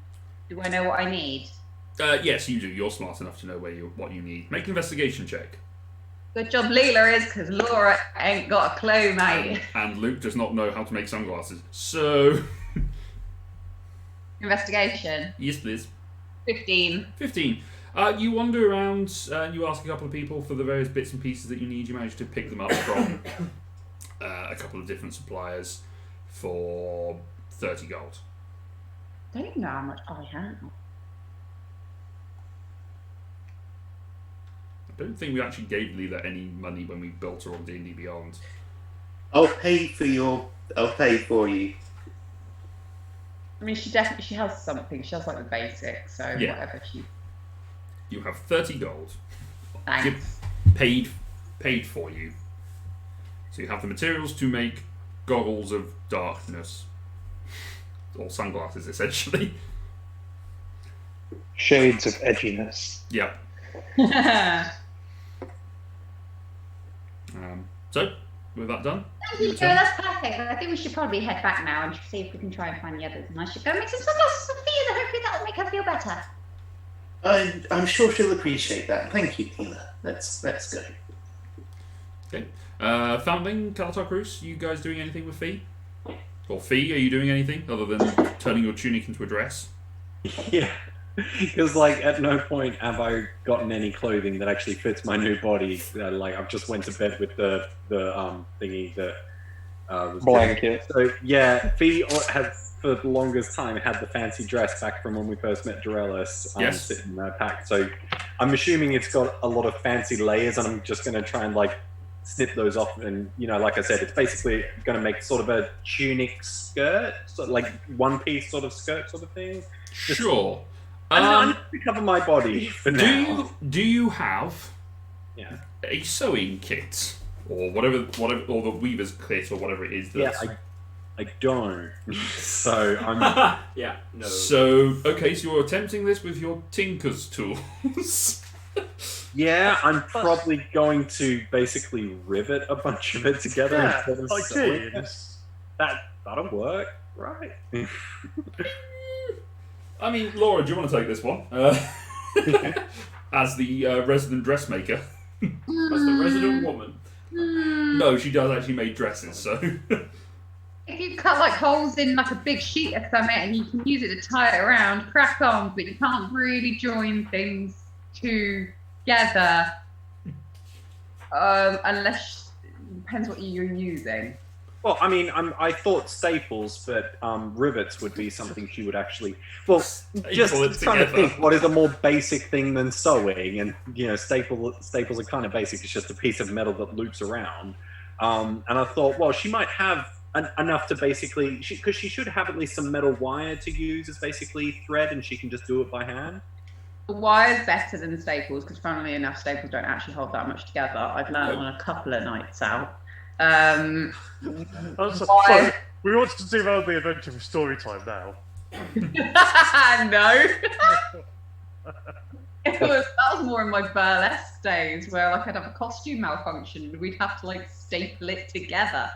So anyway, wire and ties and things like that are going to be better than staples. But yeah, you're probably best to just get like the biggest piece of fabric you can find and try and make something out of that rather than joining bits together.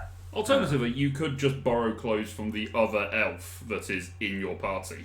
Yeah, shame she's off the ship right now when I've come to the realization that I should probably find some clothes that I can walk around in. She doesn't take all. Yeah, she hasn't taken all her clothes with her. I mean, I'm not going to steal. Or else they could ask. Tomorrow. Yeah, I mean, yeah, all right. I guess I'll just be waiting until she gets back. If I see, like, I'm looking at the dress, I'm looking at my supplies, I'm like, no, like, it's just not going to happen. You've probably not realised that until about halfway through, after you've torn it apart. You just go right. Yeah, that's fine. I wasn't going to wear it anymore anyway. No, it doesn't. Decidedly doesn't fit. Yeah. Was any of us thought before this conversation to maybe buy her a set of clothes? You could have done whilst you were in town. How nice a set of clothes do you want to buy her? Or just some basic things. Okay. Just for her to wear, then she can leave and go to the town and buy for herself. Or she could borrow from Lyra and like crack on. You can buy her some common clothes for 5 silver pieces. Well, it's not my money, so. I mean, it is. You're the one that will be paying for it because you're in town. Yeah, but I've already spent my money. All right. Yeah, Lyra paid for to the Lyra. pieces, so it's up to you whether you would decide to buy her clothes while she's out. But also, you wouldn't know that she's currently tearing a dress apart. No, but Leela didn't have any clothes, and she did have to spend all night fashioning clothes to make something. And we're not even going to go back to what you commented about it. So You know what? I will actually look out some nice clothes for Leela, for Fee, even. For Fila. Okay, you can get some fine clothes for Kafina for the low price of some money. Luke said Fila, so now I'm assuming that somewhere in Luke's mind he wants to ship Fee and Leela. ship it. Yeah. 15 gold for a nice set of clothes. Or 2 for a traveller's set. Do both, why not? Okay, 17 gold.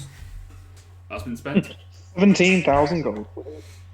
You return back to the ship. What's family in Kalatar Cruise? Kafina, have you been doing anything else whilst you've been on the ship?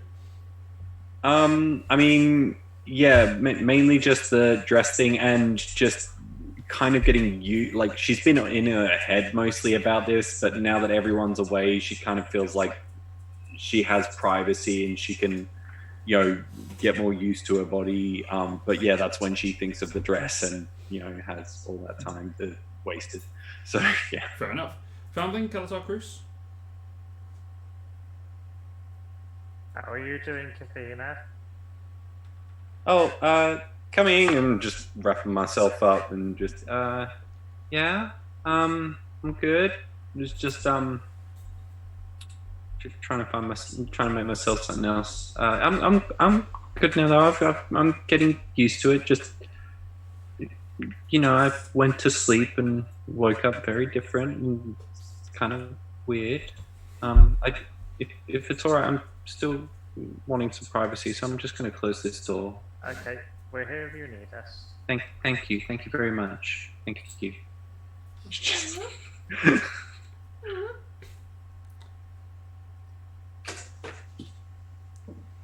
Okay. Kalatar Cruise? Cruise won't be doing a lot because there's not a lot that Cruise does. Yeah.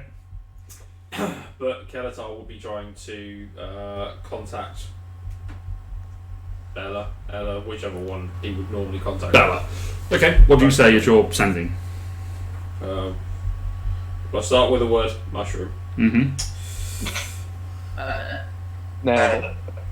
We got in trouble last time for not doing that. We'll follow it with, we've heard that you have left Abelos.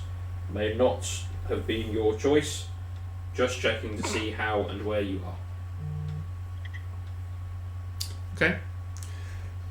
Wait for a moment. There is no response. Ooh. I will try the same message to another member of... Which one? The human? Yes! Yes! He's Mihas? the cleric. Is it? Pretty sure Mihas was the cleric. Well, that was better. No, Bella's the rogue. No, I'll try the cleric. Okay, contact. Mihas. No response. They're dead. I don't believe they're dead. You're not there. I still don't believe it. I will. At which point, kind of make sure that Fulmar is comfortable. Hungry. Knew there was something I was forgetting. Where are we? You're on the ship. You- You're outside of Channel Point. Still. Does Fulmar eat fish? That's what I was just thinking. I will attempt to acquire some fish. Or Okay. some things that a dragon might eat. You find some fish. You get some food for. Yeah. To get enough food for the dragon. Probably going to cost you about 15 gold. To get a small. Basically, get a crate of fish. I will do such a thing. Okay. And I will throw a fish in his direction. Cool. That works. And then I throw more fish. Work on your aim. Or just leave them here, I'll eat them. Eventually, after a while of you just sort of throwing fish in random directions, he just gives up and just pounces on the box and just tears into it. That'll work. And I will walk away. Sensible. Meanwhile, Orion has been examining the weapons that were found. And he says to you, and to Cruz and family, these appear to be venom bite swords. Okay. And he sort of picks up these sort of wavy bladed short swords with sort of snakes engraved in the hilts that sort of have their heads sort of intertwined and then curved upwards. And then there are two upwards snake heads on the crossguard. The blade itself has a groove that runs all the way down to the tip, and you can see that it's been pockmarked from repeated use of poison. It seems that whoever uses this blade can spend a fraction of time to activate the reservoir of poison that's contained within the gem, and sort of taps this black gemstone that sits in the pommel, the crossguard, sorry. And lasts for a minute. When a creature hits with one of these swords, it's quite a potent poison, as we found out last night. Essentially, in mechanical terms, you use a bonus action to turn the poison on, lasts for a minute. When you hit a creature, it makes a con save, DC 15, and it takes 7d6 of poison damage on a failure, half on a success. Jesus. But they are regular short swords. They are not plus anything. They are straightforward short swords. And once the poison's been used, it's gone. No, it lasts for a minute, and then the next day it recharges. Ooh, okay, so that's different. And there's 6 of them. That's different to the... Sorry, 5. There's only 5. What, 5 of those weapons? Or 5 of those weapons. I think that's different to the version I've seen before. There is also, each of them had a crossbow and a case of assassin bolts. And they are crossbow bolts that do exactly the same thing in terms of the poison, except they hit and then they're one and done.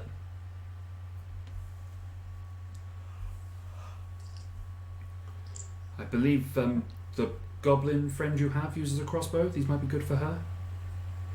I've never been really sure what she uses. She just kind of talks so fast, it's a bit difficult to kind of keep up with what's going on with her. Fair enough. Well, we'll put these aside.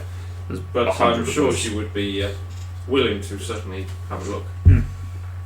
There's 100 of those crossbow bolts. Damn! They each had a case. 20. But each of these are members of the cult. They each had a tattoo of this. And he picks up a piece of flayed skin that has the tattoo on it. There's the 32-pointed star. No. You want to do the other side and then transfers on. Tastes like jerky. Is it a little bit dusty? Bit charred. Eventually everyone returns back. I'll take one of the swords if it's on offer. Yeah, you can have a Venom Bite short sword, they're called. They are in D&D Beyond, so you can add on there.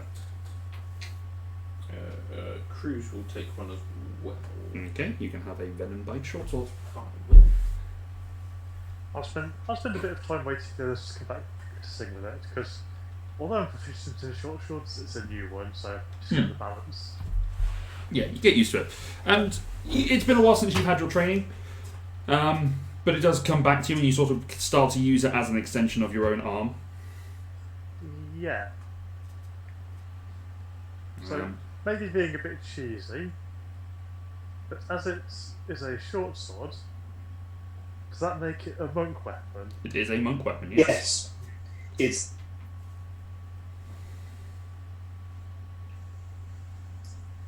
All we got from Tom was yes. That was it.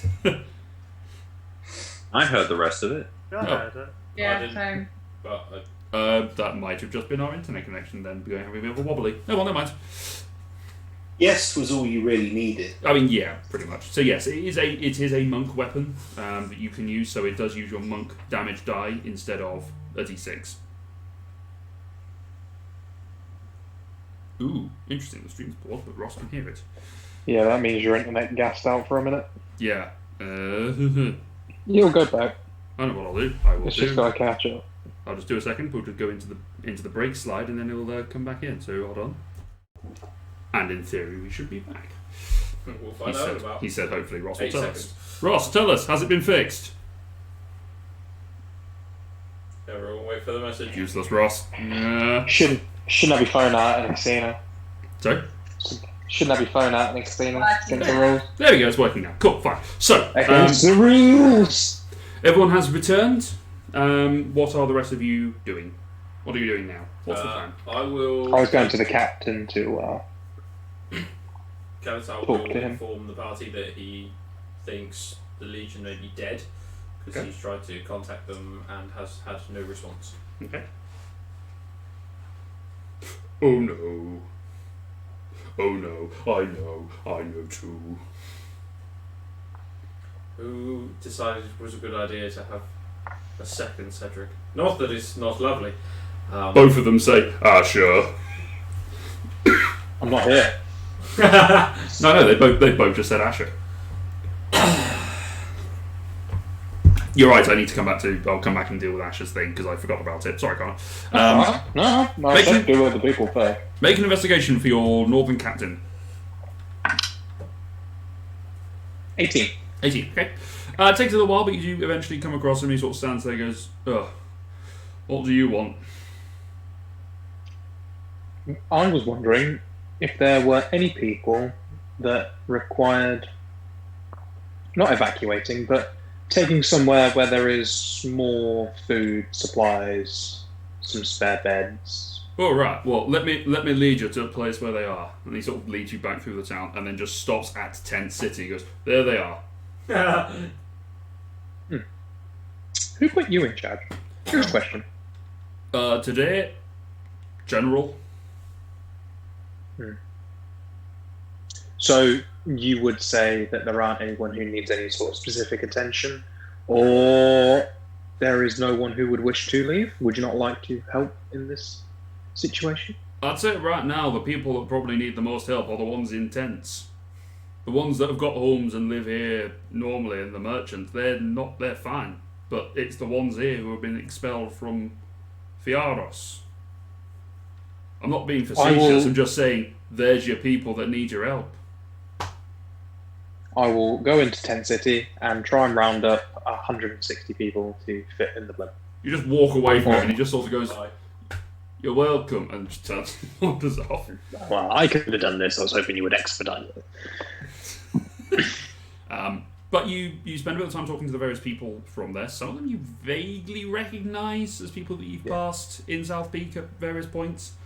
There are members of families that have either been widowed or no, actually, I suppose it's widowed if it's the father or the mother that's been left. Where one parental member has not returned from fighting or has took up arms to defend. And then one of them has remained behind, so there's a few of those families that are quite willing to go somewhere that is safer and out of the way. So, and there's a few elderly people who, and a few injured. All in all, managed to gather about 80 odd people. That works for me. 80 willing people. I tell them, it's a completely different continent, which is far away from the fight, and you'll be quite safe there. 9 course meals every day of whatever you like. One of the kids sort of tugs on your, the hem of your shirt. I kneel down. Can I have chocolate cake for breakfast? Is there a parent around? You look up and there is a parent, but he's currently swaddling another baby that's crying at the moment. It's a mother. If you ask nicely and are good for your carer, then of course you can have chocolate cake for breakfast. You're not my responsibility. She jumps up and gives you a hug. Sort of wraps her little arms around you. I'm gonna have all the chocolate cake. I'm gonna have all the chocolate cake. And then just runs off. I feel so sorry for that parent, but, the lady who owns the building said I could have cake. Did you?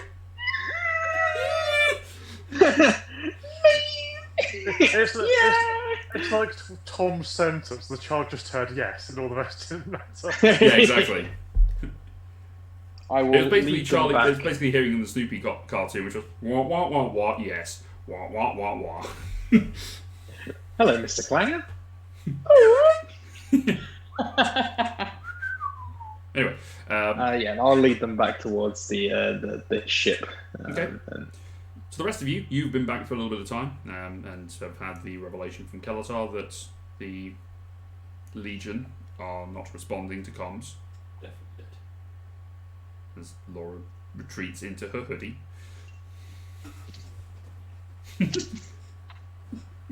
Join me, brothers. So edgy. Yes, I've started a cult. Hey Laura.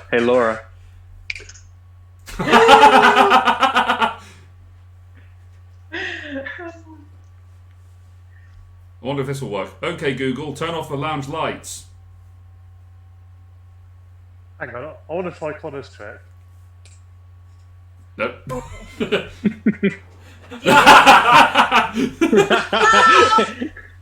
Oh, did it work? Yay! Okay, Google, turn the lounge light on, please. Ah, I good. love that you say please to Google. I'm always polite to whatever I'm talking to. Except me. Alexa. Yeah. She's in the bedroom. She might still be able to hear you. Mine's downstairs. I'll probably just know. She's like, Excuse me? Other smart You tech call. is available. Anyway. yes, like Siri. No. You guys are lame. Your stuff turned off. So I've turned my Siri off, yeah. The government doesn't listen to Why you. not? It hears everything that happens in my room. Anyway, so, you have clothes for fee, you have short swords of poison, 80 people on their way to the blimp. 80 people making their way to the blimp. Gonna be a big surprise for those of us that stayed here and didn't know about that. Yeah, I did it last time. It worked out fine. Do our doors have locks? I think the upper hatch still has a broom handle jammed in it. Yeah, that's right. That's definitely right. So yeah, Leela and Lyra, you wander over to Kafina's room. Hey, here's some clothes. Hopefully they'll be about the right size. Thank you. And as she opens the door, you can probably see what is the tattered purple fancy dress that she wore a long time ago. Yeah. Now just in multiple pieces, looking like she's trying to figure out how this will work. But Yeah. oh wow, okay. And she runs back to bed quickly. Grabs to. How much did it cost? Oh, don't worry about it. Oh, here, and I'll just give him 20 platinum. Woo! That's more what you started with, isn't it? Not for the 7 20 platinum. She's got 17 grand in platinum, so 170 gold, 70,000 gold. Okay, this is nothing. I will gladly add 20 platinum. There you go. You have 20 platinum. And No, the college Leah, elephant in the room. you have something for fee, or have you still got to make it? Not listening. Laura, Sorry. you have something for fee? Yeah, I've still got to make it. Ah, In this moment, you just see her kind of like, I'm not going to act it out because I can't fake cry, but yeah, you see her Tear. face starting to wobble and she's just like, oh, she goes up to hug you both, which is a little awkward because she has to kind of scoop Leela and try and get you both. She's like, thank you for caring so much. That's okay, Fee. I know what it's like. that's I'm fine. going to try and help you, and it's okay. I'm going to go and make fees now for you, so if you just give me a minute. But if you want to hug some more, that's okay too. Yeah, sure, I'm sorry. Yeah, thank you. Have you thought at all about contacting your family and telling them about this?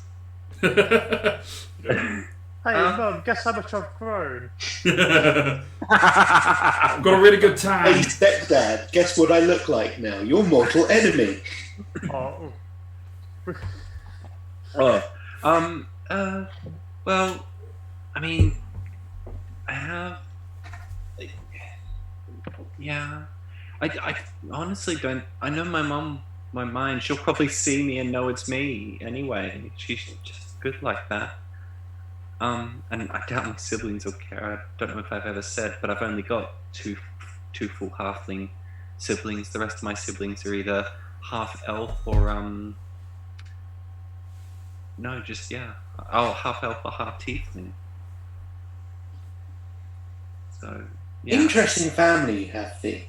Yeah, my mum's with her fourth partner now. He's that asshole you might have heard me talking to when we went to the Ark. Yeah, he doesn't even like. He's got 3 daughters with my mum. And he comes every so often, but he's not around for his kids, and just, anyway, it doesn't matter. And he's an asshole. We'll leave it at that. Thank you so much for this, though. I felt really awkward. Is there a bunch of people coming on board? I was freaking out, not having anything to wear and hearing a crowd of people. That hasn't happened yet. Oh, it has. Okay. Wibbly wobbly, timey wimey stuff. Yeah.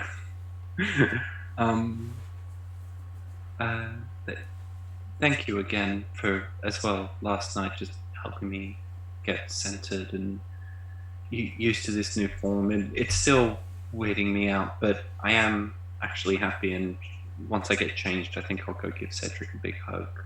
Because I'm sure he'll appreciate that. I hope he does. And she gives you a little nod and just head back in and closes her door. What have you done, Ross? But, I just saw a smirk. oh, it's because when you said I'm going to give Cedric a hug, I went, Hey Ross, quick question. How much have you had to drink tonight? oh, am I feeling a bit like, Yeah. it's really warm in this corner of the room. I just don't It's get really it. warm at exactly these parts of your face. I feel so hot sitting here. I've actually not had anything to drink, to be fair. Oh, Just really? good old water. Yeah, that's what I say as well. Just very. Just getting some of that liquid. high quality H2O. are you just ready Flavoured to with- run home to make it before the 10 o'clock curfew when the coronavirus comes out? It's like a gremlin. Get it wet. Don't feed it after 10 o'clock. So that's dealt with. What else is happening, if anything? Or should we just skip ahead until Asha turns up? Cedric, are Peasant you doing anything? invasion. Cedric, are you doing anything? Did I get any book reading done? No, I'll say you got a couple of hours. How many hours specifically? A couple. 2. I was hoping you want to quadruple. You wanted 8. No. I mean, we've still got the rest of the day. I mean, yeah, it's We've literally struck been a away deal for with 3 hours. an ooze. Yeah, I mean, I was watching, but I was only half listening because obviously I had a whole other conversation going on in another window. So I heard some. That one stuck up on me. I heard some stuff, so I got that bit. Yeah. Stuff will do. So that's where you are now. You've been away for about 3 hours at this point. So, but a bit more time passes, and Asha returns with her entourage of women, children, and women and parents, or children and parents, and elderly and other such. You suddenly realise that they're not all going to be able to get up the rope. We can land it. Bring the back of the boat there. It doesn't have a door to open at the back. It's fine. I've got wings. Okay. The presidential treatment. Shot put. Yeet them up. Yeet children. Yeah, I will say to the guys, these people are in desperate need of being taken somewhere safe. I was thinking we could do a quick trip back to Jorvik, and maybe in Fee's little laboratory she's got, we can work on healing Cedric too, back up a little bit, where we've got the equipment to do so, and there is a lot of snow and ice around there. So that was probably possible. And then I was thinking we can do a little bit of research on these books and make sure these people are safe. Also, we would be undetectable while in there. And we could rest up and We could rest safely. to take on the next visionary. Well, whether it be the next visionary or a completely other task, we don't know yet. But we can find out there, and it'll be a lot safer. And these people can have a proper meal, which isn't just bread. Is Fee around at this point? Yeah. If she wants to be. Yeah, I'd really like to get back to that lab. I only got to use it once, and just hold her museum, and she's like, I can't fit into this anymore. So yeah. We need to do some repairs. We need to find out where allies have gone, and gather a little bit more information. Sounds reasonable. Okay. So with various magical help and people doing things, you managed to get the entire group of people onto the ship. Tentacle ladder, right? Tentacle ladder, right? By various Staircase, means. sorry, staircase. Tentacle staircase, yeah? No, just undo the top half so the tentacles just like thunk. Yeah, no, because that's going to crush people. Like, tentacle staircase. Through various means, you get people onto the ship.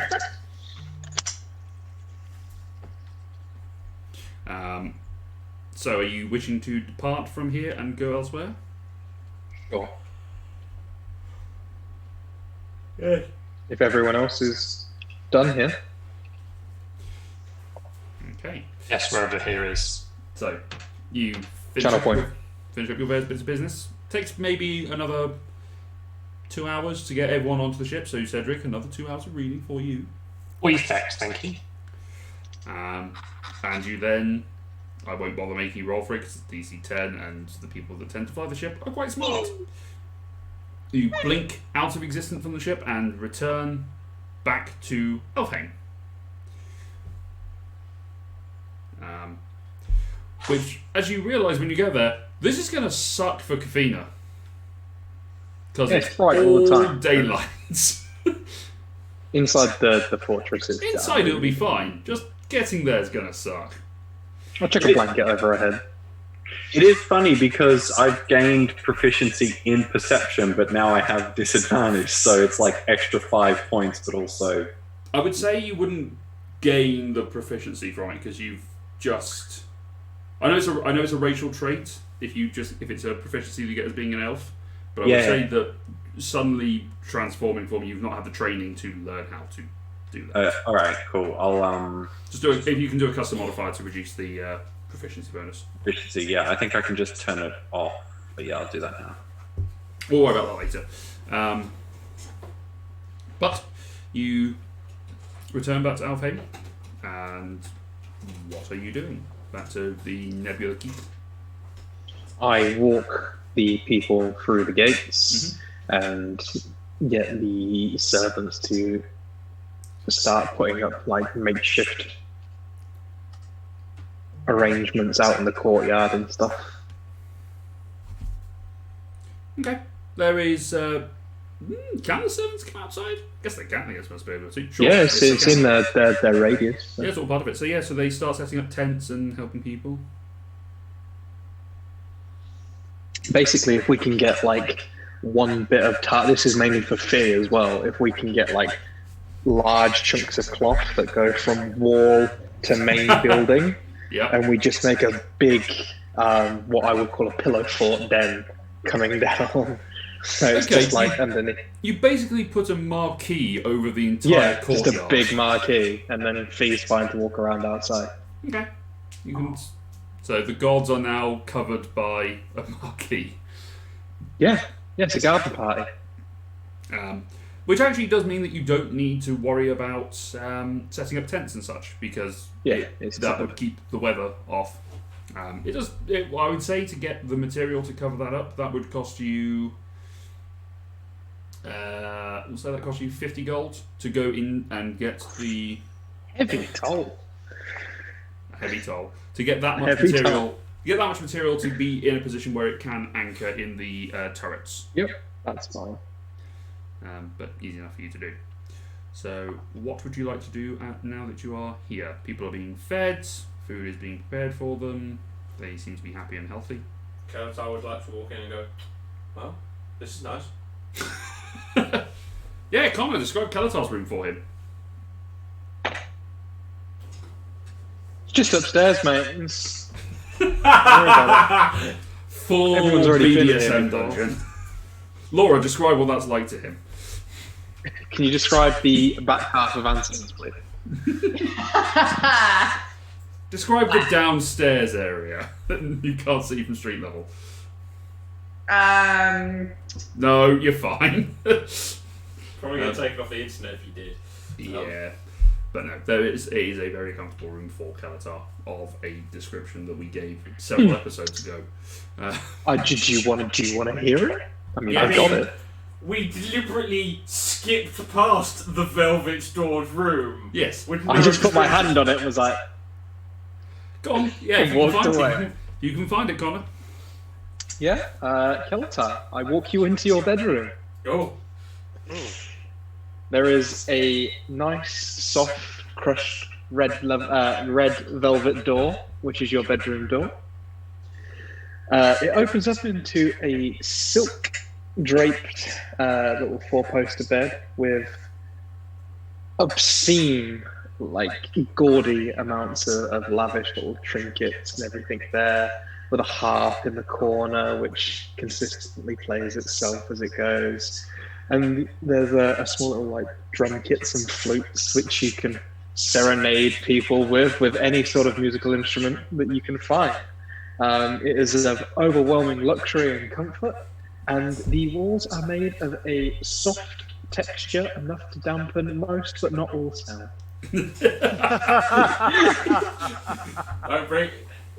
Don't bring any screams back. It's basically a bed, red velvet walls, everything. It's very simple, just instruments everywhere, but it's just full of little knick-knacks. It's like walking into a posh person's house where nothing can be touched. The red clashes with your skin tone horribly. Red and green should never be seen. Yeah, but you like it, it's fine. Wow. It's like Christmas. Wow.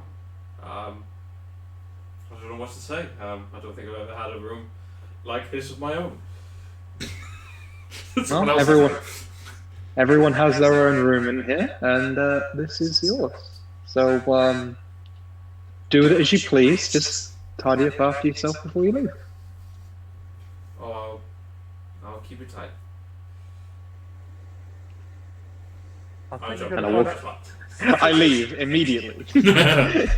I think we're going to find out if invisible servants can rebel when they're asked to clean up Kalatar's room. Just get to it. No, not doing that.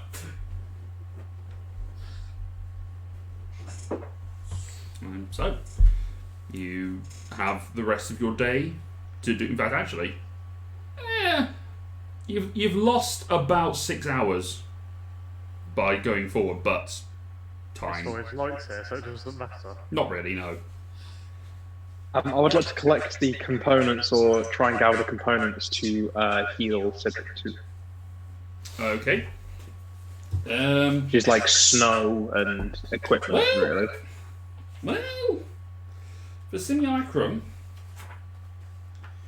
Requires specific equipment and snow. It requires you can repair the damage using rare herbs and minerals worth 100 gold for every hit point it gains. Okay. That is not going to be available at this city. You're going to have to go right the way across to the capital. Okay. Okay, that's a 2-day walk. Got nothing else to do. All right. You set off at a pace. I collect some money from Fee. How much money? Wow, I'm not gonna matter. I'm gonna think. How many hit points does Cedric have? I know that Cedric 2 looks incredibly rough round about now. I think it was like 2 or 3 hit points. 5. I will go for enough for 63 hit points, so to put him So you up to get 68. So you get 6,300 gold, Yeah, off of Fee. and you set off for a 2 Me day. and Noala will go Okay. You take the searching march. for flowers. Okay. You head off into the forest. Do you tell anyone that that's where you're going? Or Yes, you just I leave? tell everyone I'm going looking for the ingredients to heal Cedric 2 Okay. as he got a battering. Would you Noala like some does- help? If you want to come with Cedric, sure. I'll come with. You can take my broom to help you travel if you need. There's 3 of us. I'm not very- going. Yeah, we're Who else is Cedric going? and I, me, Noala, and Cedric. Oh, I mean, I don't want to interrupt. I learnt this from Lyra when I just rocked up before. Unfortunately, Cedric, as much as I would love to spend 4 whole days with just me and Noala, I do need someone who knows the herbs and flowers that we're looking for, and I feel like you will be very useful for that. I can offer some assistance, yes. That's fine. Noala does say, I can speed this up of us getting there, if you want. Of course. Odin, and you just vanish and you are now in her house. Next to That a can't small- happen inside! Sorry? That can't happen inside! We did it outside! Yeah. Outside. Yeah, we did it out We were outside already. the fortress. We would. Yeah, we'd already we would, started yeah, walking. Yeah. I don't want to make my lover suffer a boatload of damage for trying to play in a travel inside the fortress. It's not playing a travel, but it's fine. There's no travel. You've It's can't God see power. through. It's God power. I'm gonna put it this way: you have told her Yes. about this ability, so she has waited till you're outside and then gone. Just used word of recall, which is possibly the first time anyone has ever used that spell. You know what? I've seen it and I'm like, man, that's really good. But then I always forget that you have to set an anchor point.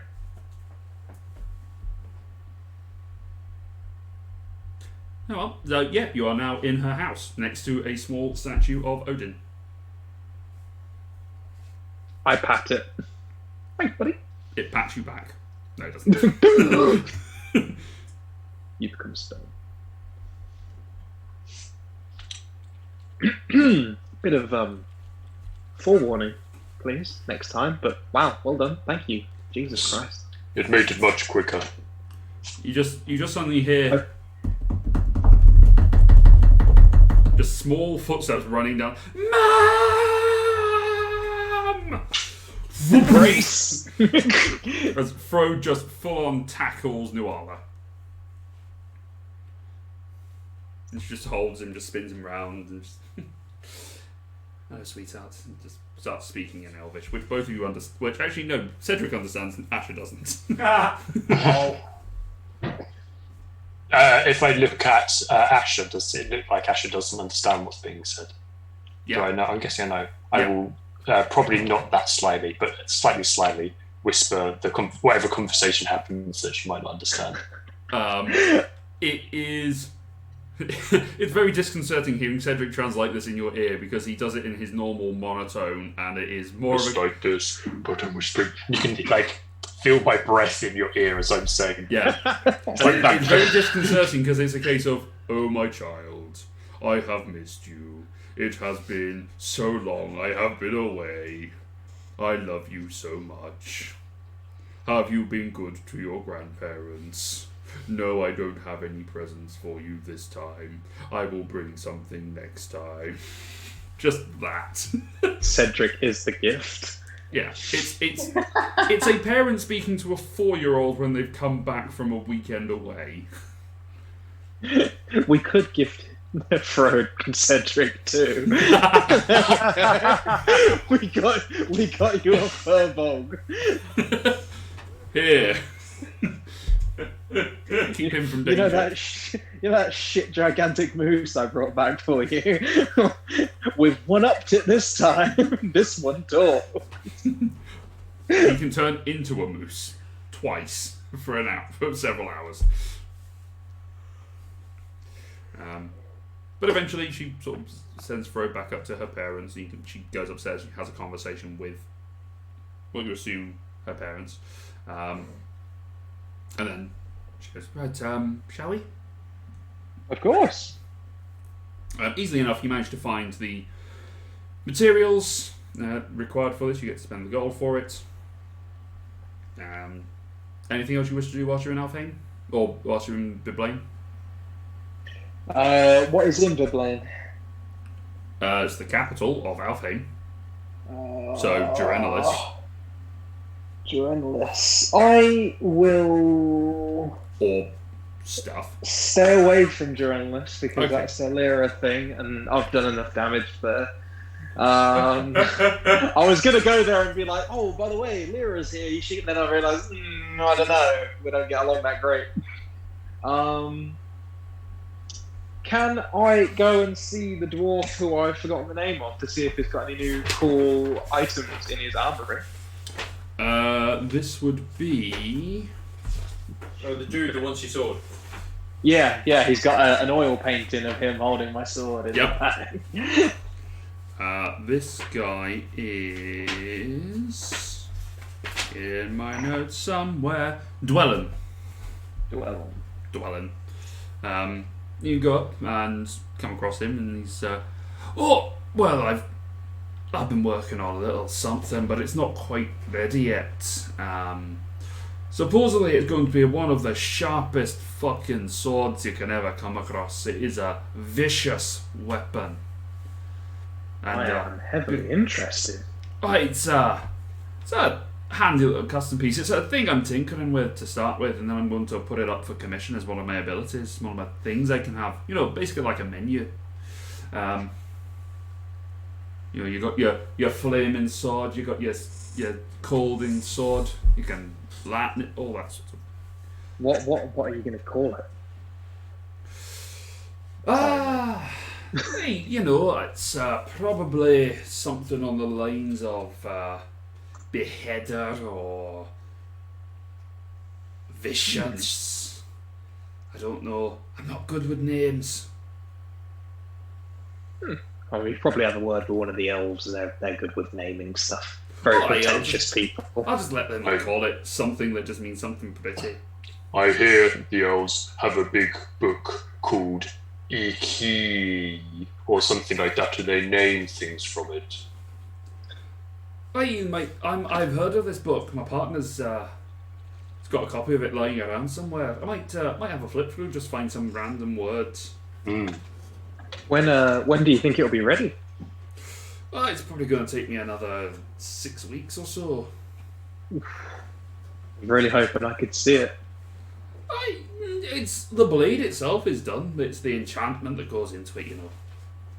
Oh well, I wouldn't want you to spoil it while it's not ready. I know your work is always so perfect, but I appreciate that. I was just looking forward to spending an obscene amount of money in your store again.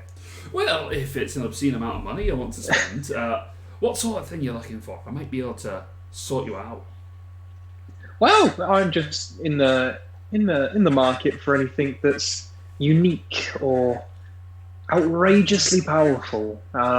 Been doing quite the task at the moment, and anything that can help either me or my party, my team, I'm very much interested in. In terms of arms and armory, I guess it depends what you want.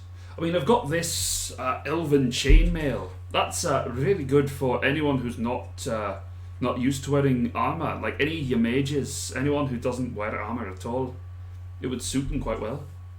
Does that ring a bell for anyone? I don't know what my party wears. Yeah, Kafina Kafina? doesn't wear armor. I thought Amizium counted as armor. Nope, it's just like No? a robe. Foundling doesn't wear armour either. No, it would not benefit Foundling though. Foundling. You've had the conversation about Foundling with armor before. He doesn't like wearing it, yeah. They prefer not to wear armor. It restricts the movement a bit. Okay, well, we'll table it. Is there anything else, Dwayne? I mean, Impress me. well, to be honest, it's quite difficult to think what can impress you when you've got, that. And he points at Shatterfang and the armor that I've made for you, and he's got. Oh, the armor is fantastic. I mean, it definitely does a job. Well, I'd imagine it would. It's what it's made for. He's got quite an impressive collection of non-metal items, which is intriguing, but not what I specialise in. You know what? For the first time in a while, I'm kind of stumped about what would be actually beneficial for you. That's absolutely fine, Dwayne. It was just nice to see you. I wouldn't dare come in here and not say hello. But when you're done with your masterpiece out the back there, please do send me a message, because I love it when you create something. I'm always happy to provide a prototype for use, and then we can see what it's like in the real world.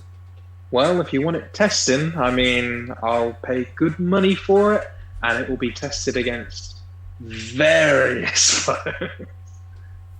I mean, we just beheaded a storm giant in Solrisa. Really? Another one in South Peak. Yeah, the moving boulder, he was called. I don't know where either of those places are. They're very far away. You know how Garyon, the big demon...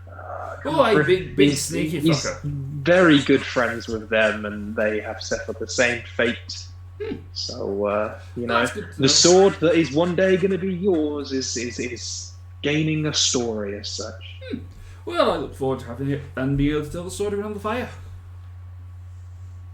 Oh. So how much is it for the elven mail? For the elven chain, that'll run you... Bear with me whilst I double check my ledger. Whatever it is, I'm going to buy it for Katrina. Yeah, I see.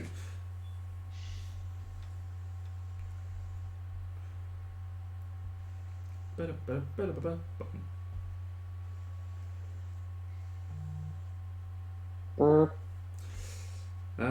that'll cost you. That'll cost you 2,000 gold. That seems very fair. And I give him... How much is that in platinum? 20? 200. Platinum, yeah, okay. Yeah. I give him that. That leaves me 35 platinum left. And, well, do send me a message. I will remember. Right, no worries. I'll get that to you. Have a good day. I've got to go back to work. Please do. I wouldn't want to stop you. And we start making our way back. All right. Anyone else? What do you want to be doing with your time? You've essentially got 2 days before Asha will come back, so.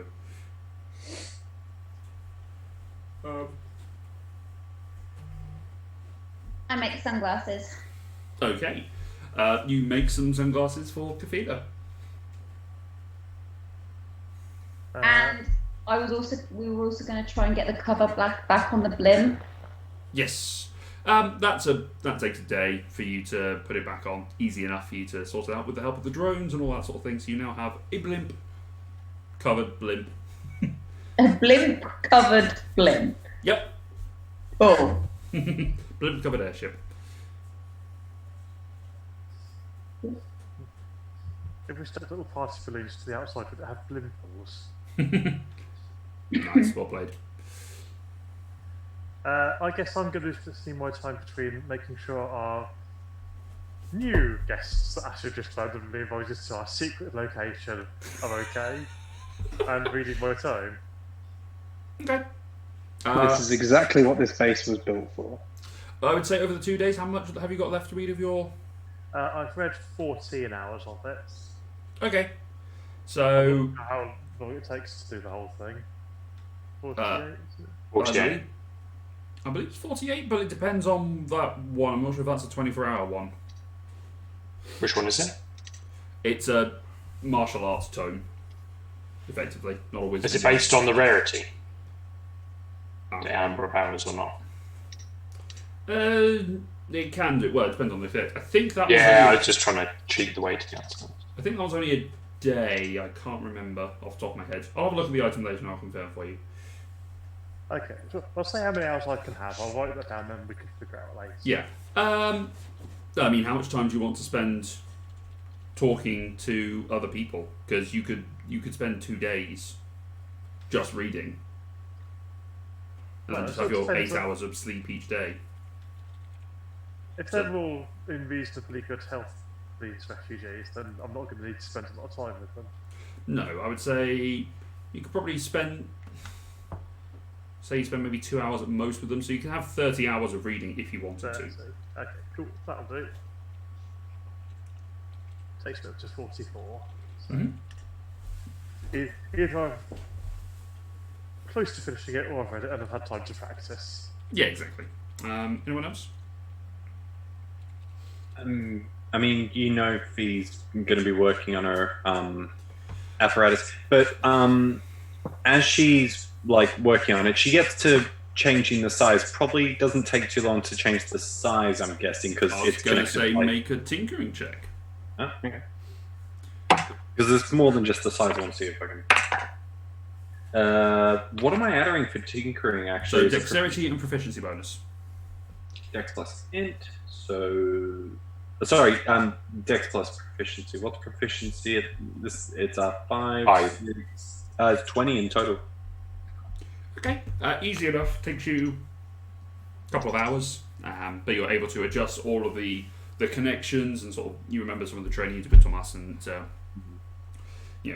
adjusting the gauntlets to fit your new size and all that sort of stuff. So it's now much larger. Nice. And then after I do that, I start trying to think of ways to improve it, and I just feel myself getting like mental blocked. I've just kind of got too much in my head to really have a solid creative thing. And I'm kind of just getting frustrated and thinking back to when I was at the contrivance, and I'd get like mental blocks there, and then I start getting sad because I'm thinking, crap, they're probably all burning on a ground, like dead on a ground somewhere. And she's just really angry, frustrated. She just kind of like slams her hands down on the mizzy, and she's like, just kind of like praying to her fish. She's like, please, just guide me, like, make me able to make myself stronger. Like, I don't know, like something like that. She's saying basically. Don't treat your equipment so.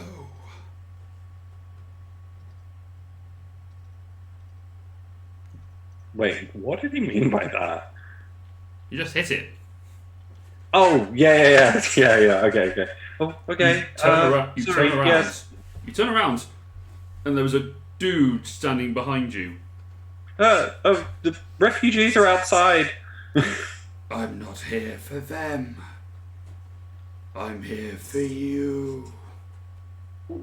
I'm looking around for like the emergency lever that sets off the alarm. You were looking at this person, and he is sort of a very pock-marked face that's sort of weird and misshapen. He's got sort of Cro-Magnon brow. His beard is slightly smouldering, and in some places till it just burnt away. His right leg is contained within a brace, like fully mechanical brace that seems to sort of withered away somewhat.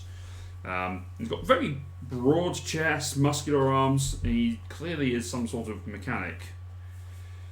And you recognise him now. Yeah, I was going to say I've probably heard the descriptions of the You've first time seen I've seen. statues of this dude. Yeah, I've seen. Yeah. Oh my God, are you? Your god, yes. Yes. Oh. And she starts like thinking like, do I bow? Do I full on like hands and Waves knees? a hand. Let me have a look at it. And he wanders over and starts looking at the material. And just, Yeah, I haven't used this workshop much. I'm still getting used to it. Clever. Very clever.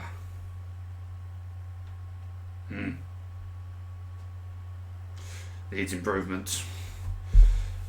Come find me at my forge and I'll help you. Can't do much here. Someone's put blockers around. Bloody Odin. Oh, yeah, sure. Right now? When you're ready.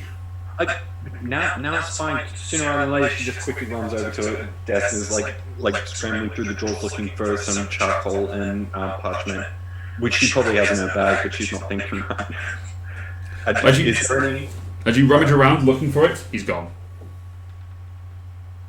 No, I said now though. Now's good. I was just gonna leave a note. Just tell him I'll be back soon. Okay. Well, she's still going to find the paper, write a note, but not leave it anywhere. She's going to put it back in the drawer. Just like, right, if I need to run and leave a note, I just pull that out and go, you can come back. Alright, so she's just going to go back over to her museum and keep looking and like looking around at the tools in the room and trying to think of something. Okay. Just the block is not there. No, the block is still there. You cannot think of what you can do to this. But as you're thinking about what he said, he invited you to his forge and to turn up there when you're ready. Hey. This suggests that this is going to be a challenge of some sort for you to find the god and prove you're worthy. I didn't say. Yeah, that makes a lot of sense. Okay.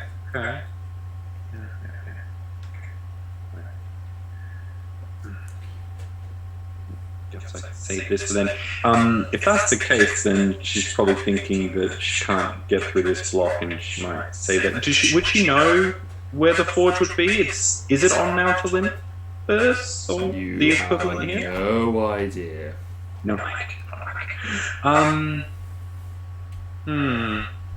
Did the capital city have a large library? It does. How much information that will have on a god of a different pantheon, you have no idea. Yeah. Shucks. If the capital's still standing, is that one of the places I have the teleportation circle for? Yeah. Yeah, okay. So I do have a way to get back around this area if I go all the way off to Carradine. Which, because I know the Ark probably has a wealth of knowledge, so weighing up my options, where am I more likely to find the right info? The Ark or the capital city? You're more likely to find information at the Ark for stuff about this particular god.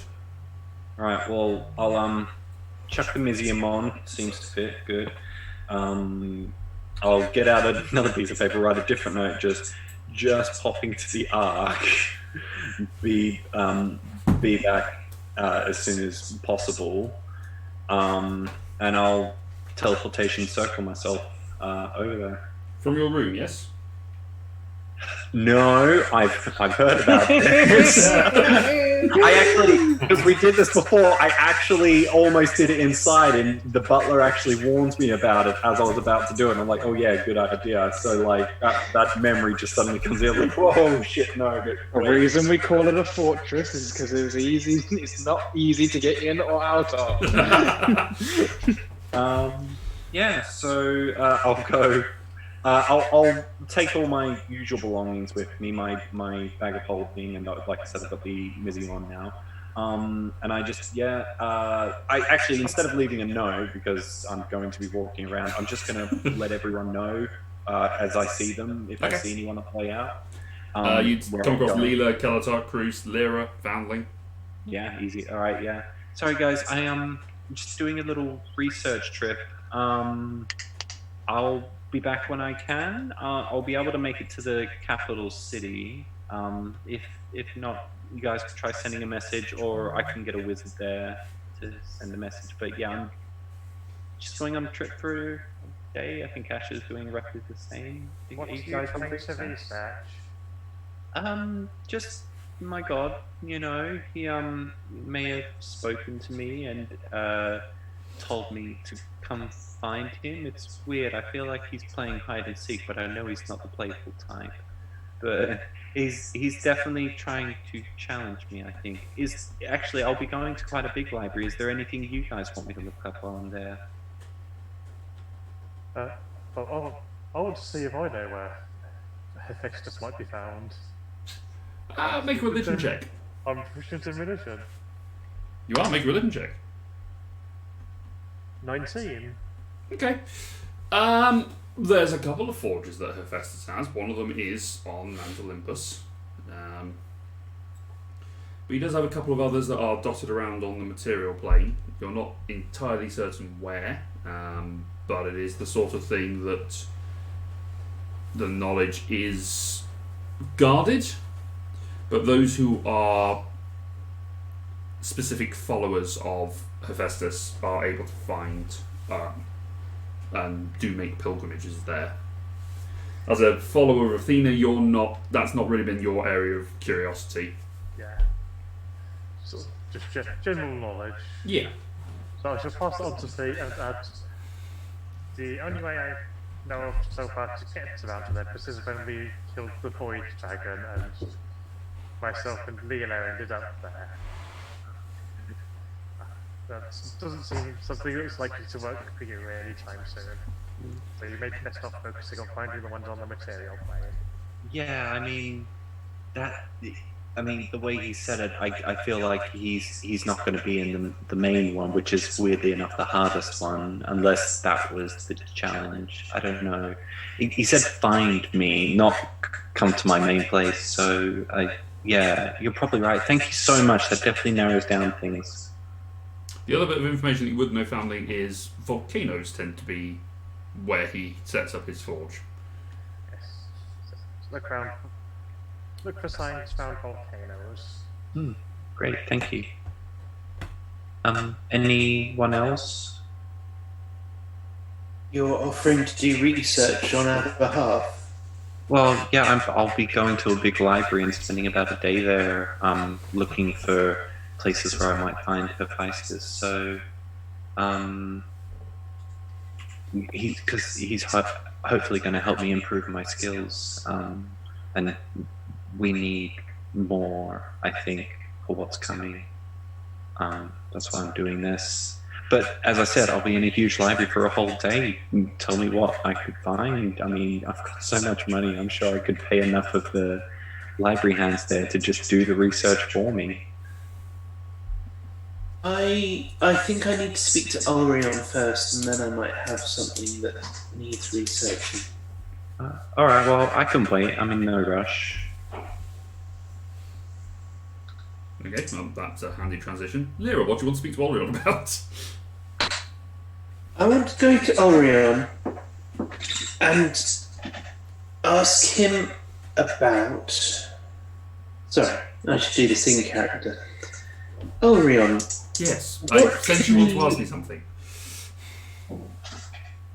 what do you remember about the Archfey who is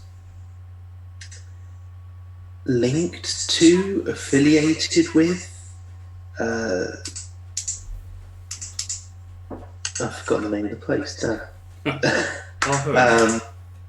Solda Vesselar, is that it? Or is that somewhere else? Solda Neslar, wasn't that, that was Taliesin, wasn't It it? might have been Tals, yeah. I haven't got my thing. Home. Home says... Imrasil? Imrasil? Imrazil. It's the Lord of the Hunt, was it not? Yes, I was trying to remember if I could think of anything else about him. A name? I know some vague points about he'd be around, the wild creatures behaving differently when he's present, but I'm afraid I don't know a huge amount either. It's not really my area of study. I was more concerned with what was going on around us. You're probably better off asking someone at home about it, but neither of us are particularly welcome there, I suppose, are we? no. Well, certainly doubt it. Do you reckon we could ask Sister? I would think she'd be one of the people most likely to kill us on sight. Probably, yes. She's quite driven that way. Maybe I will ask Katina to do some, or to direct some research into it. I just have this feeling that maybe it's important, especially given that one of the places we haven't even really looked at yet here is Nexus.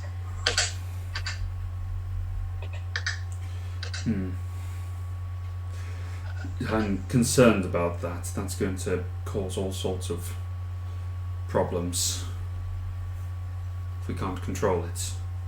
It's the most unpredictable, I guess.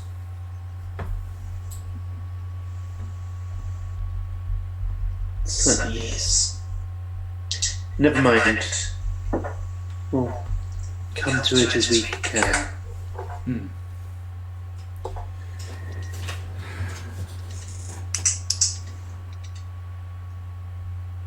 Alright, anyone else? What have you done, Connor, that's made him pull that face? He asked me a question, so I responded, and then he was rude with his reply. Alright.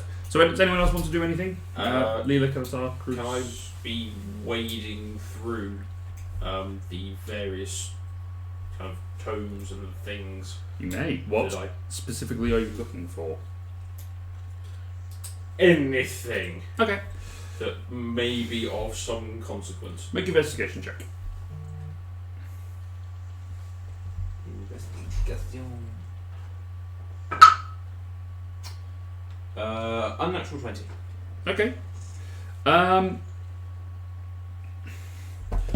There's a few things that you find, and there's a few links that seem to, handwritten notes that seem to link back to a particular information. There's an island called Scathos, and you've come across this before. This seems to be the home of the Medusa, seemingly the original Medusa. Oh yeah, the unnamed island that I found out. The unnamed island, yeah. There's links to word Scathos. And it's got tales about how they went and investigated this island and they gathered information about this soul-sealing ritual that's created the soul gems that reside within the visionaries, that then give them that enhancement and lock them, bound them to their planes. Many people have sought out the Medusa in order to get the glory of this hero called Perseus. Very few have returned, but enough have come back to share stories that have of those who captured or lost. Mm-hmm. There are various accounts of the island itself being somewhere between due south and east of Fiaros, with some survivors washing up at Old Port or Land Submission and telling the stories about what they've encountered. It's described as a 3-mile snake-infested island where the plant life becomes stone the deeper you delve into the forest. 3 rings make up the island, which sits on a collapsed dormant volcano. The exterior ring holds regular plant life. The middle is a ring of petrified trees, and the interior ring has all plant life itself petrified. There have been stories of a throne woven out of the petrified bodies of lost travellers, all of them beautiful. And it's said that the madness of the Medusa has turned her into an artist, or at least how she perceives herself. Okay. Manipulating her statues to be that perfect image. Mm-hmm. For if one is to stare at something for eternity, one might as well enjoy it.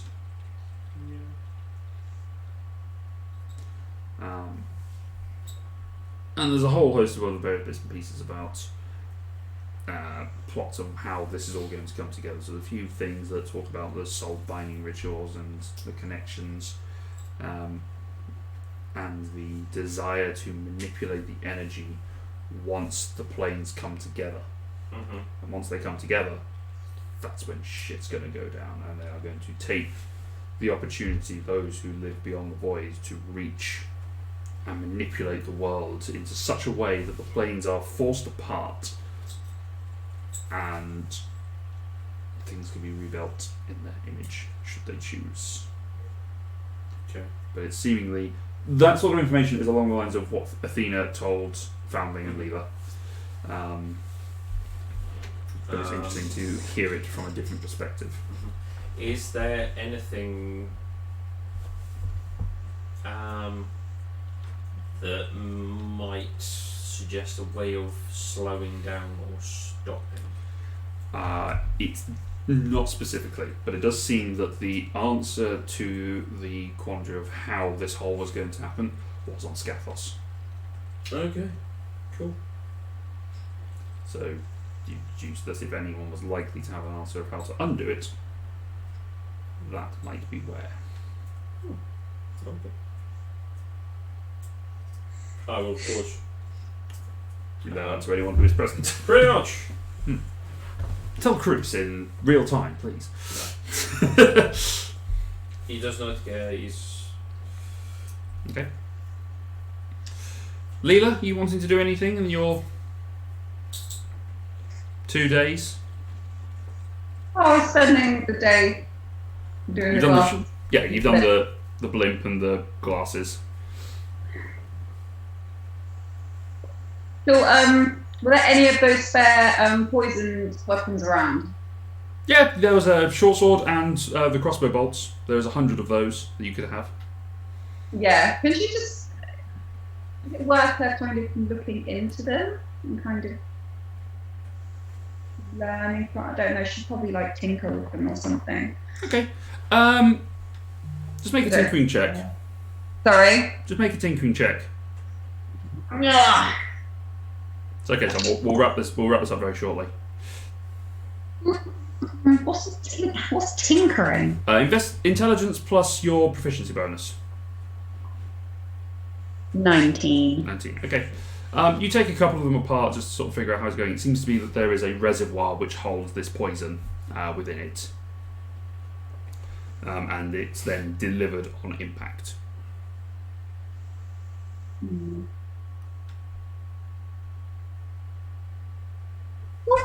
Okay. Confina.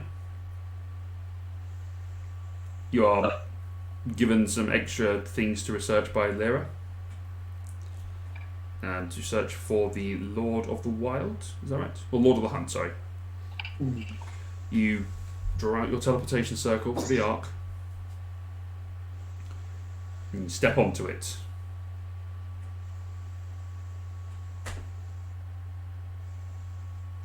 Why am I still here?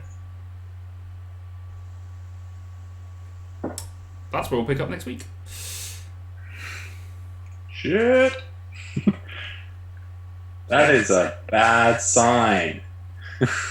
That or Nov heard that I came through it and he's like, shit, get it replaced. We don't know. So we will pick that up next week and we'll see where it goes from there.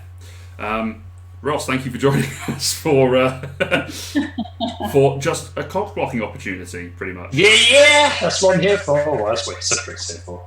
Just a third wheel everything. Yep. Very smooth, Connor. That wasn't on the internet for everyone to see at all. What happened? I don't see it. So we'll pick that up next time. Thank you very much for joining us. Take care, everyone, and we'll see you next time. Good night. I assume we're out. I don't know. Oh, I turned off the stream, so let's say yes. Does anyone else think all of the people who watch our stream are stupid? It's still streaming. It's still streaming.